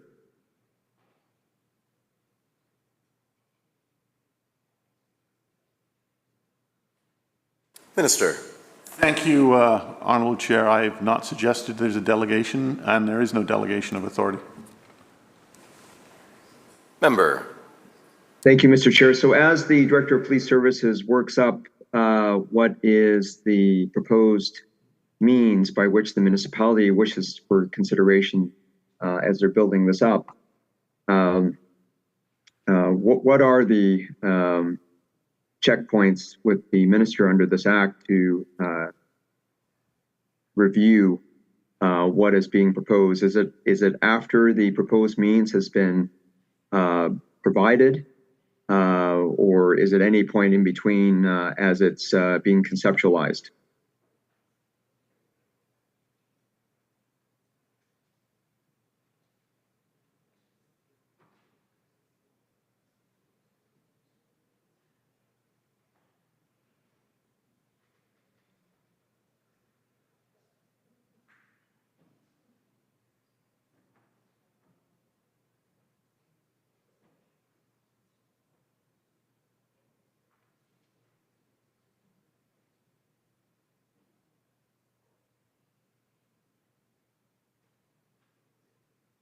Minister. Thank you, Honourable Chair. So, for the member, the Director of Police Services is responsible right now for superintending policing and law enforcement functions in British Columbia, and that working with the local government is something that they would automatically that they would be doing with a community that said it wanted to change its model. Member. So thank you, Mr. Chair. Through you, Mr. Chair, to the minister. When does the understanding the role of the Director of Police Services in the way that the minister just responded to, Mr. Chair, when is the determination made by the minister under this new provision, sub B, to be made? The determination of adverse effect, that is.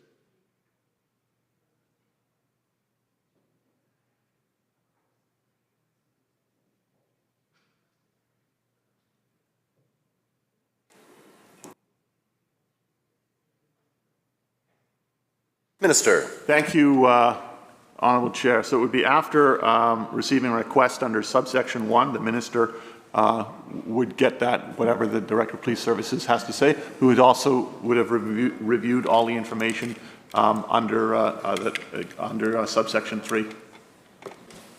Member. Thank you, Mr. Chair. I'm just looking back at the reference that the minister made to 3.1, the request of approval of the means.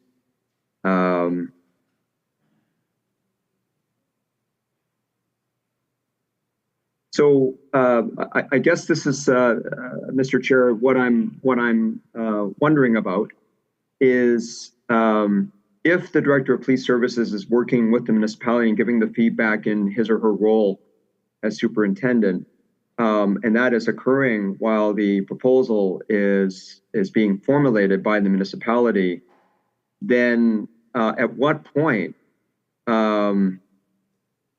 if the guidance is being provided by the Director of Police Services, how do we get to a point where it's going to be determined that it has an adverse effect by the minister?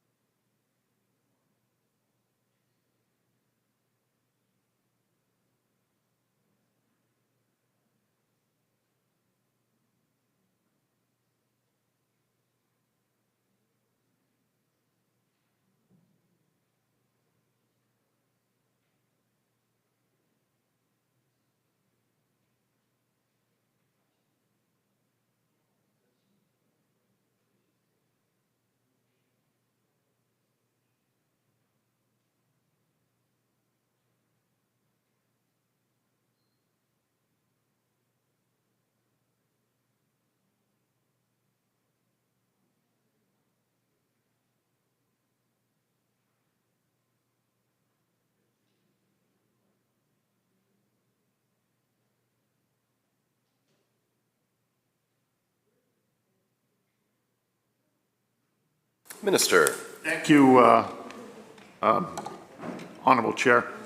So the process for the Honourable Member that I described is a best case scenario where local government is working with the director and following recommendations in terms of developing a proposal.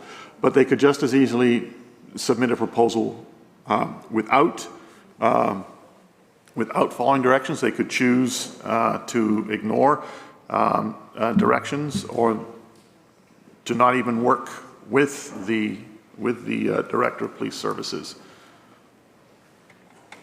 Member.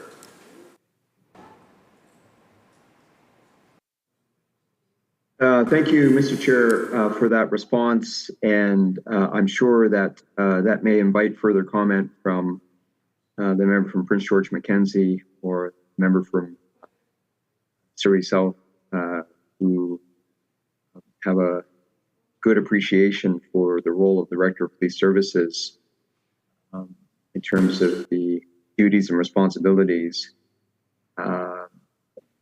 It is helpful, of course, given the nature of this bill, for this minister, Mr. Chair, to be walking through the process. And I think it's helpful that the minister is able to contemplate, let's say, what might be, and I think the minister just used the words, a best case scenario, so to speak, where there is direct involvement between the municipality and the Director of Police Services. But also, as the minister is suggesting, there would be other instances where a municipality does not directly involve necessarily the input, or perhaps even, as the minister just indicated, I don't think this was the minister's word, but ignores the input or feedback from the Director of Police Services. So there's a range, it seems, Mr. Chair, under this amendment for the types of processes that might occur between municipality and the minister and the Director of Police Services. I think that explains, perhaps, Mr. Chair, the provision that the minister did refer to, which is section 3.1 sub 3 as well, in terms of the information requirements that the minister may require in order to make the decision under subsection 2B, which I've been focused on. So this, through you, Mr. Chair, to the minister, obviously gets to some of the aspects around process and timing as to how these processes unfold. I know that it's the minister's view that this bill will provide greater clarity to the process that should unfold when a municipality is considering a change in their police services. If that's the case, Mr. Chair, then through you, Mr. Chair, to the minister, in terms of the timing of this information requirement, presumably, as we were just walking through other aspects of how the Director of Police Services might be involved in the municipality, presumably, if there is a best case scenario, I say in quotations, with the municipality where there is dialogue that is being well received, let's say, by the municipality, presumably this type of information is already being shared with the Director of Police Services. Is that correct?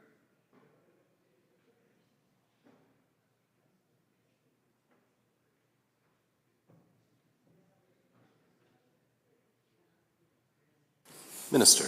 Thank you, Honourable Chair. And in the case of subsection 3 and the information there, I would say yes, in the best case scenario, it would be being shared.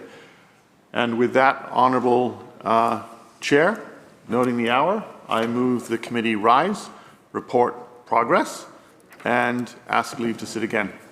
Thank you, Minister. Members have heard the question. All those in favour? Aye. Opposed? Carried. This committee is adjourned. Thank you, members.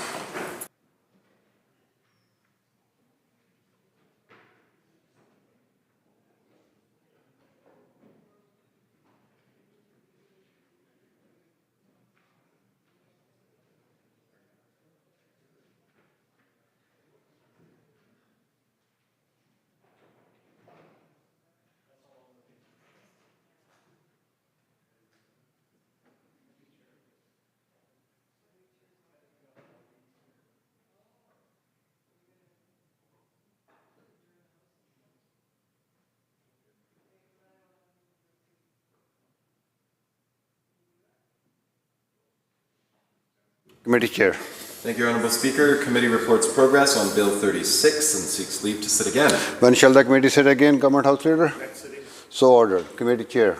Mr. Speaker, Section A reports progress on Bill 31 and asks leave to sit again. When shall the committee sit again, Government House Leader? Next sitting. So ordered. Government House Leader. The House to now adjourn. Members, you heard the question. All those in favor indicate aye. Aye. Opposed? Motion carried. This House stands adjourned until Monday, October 23rd, 10 a.m.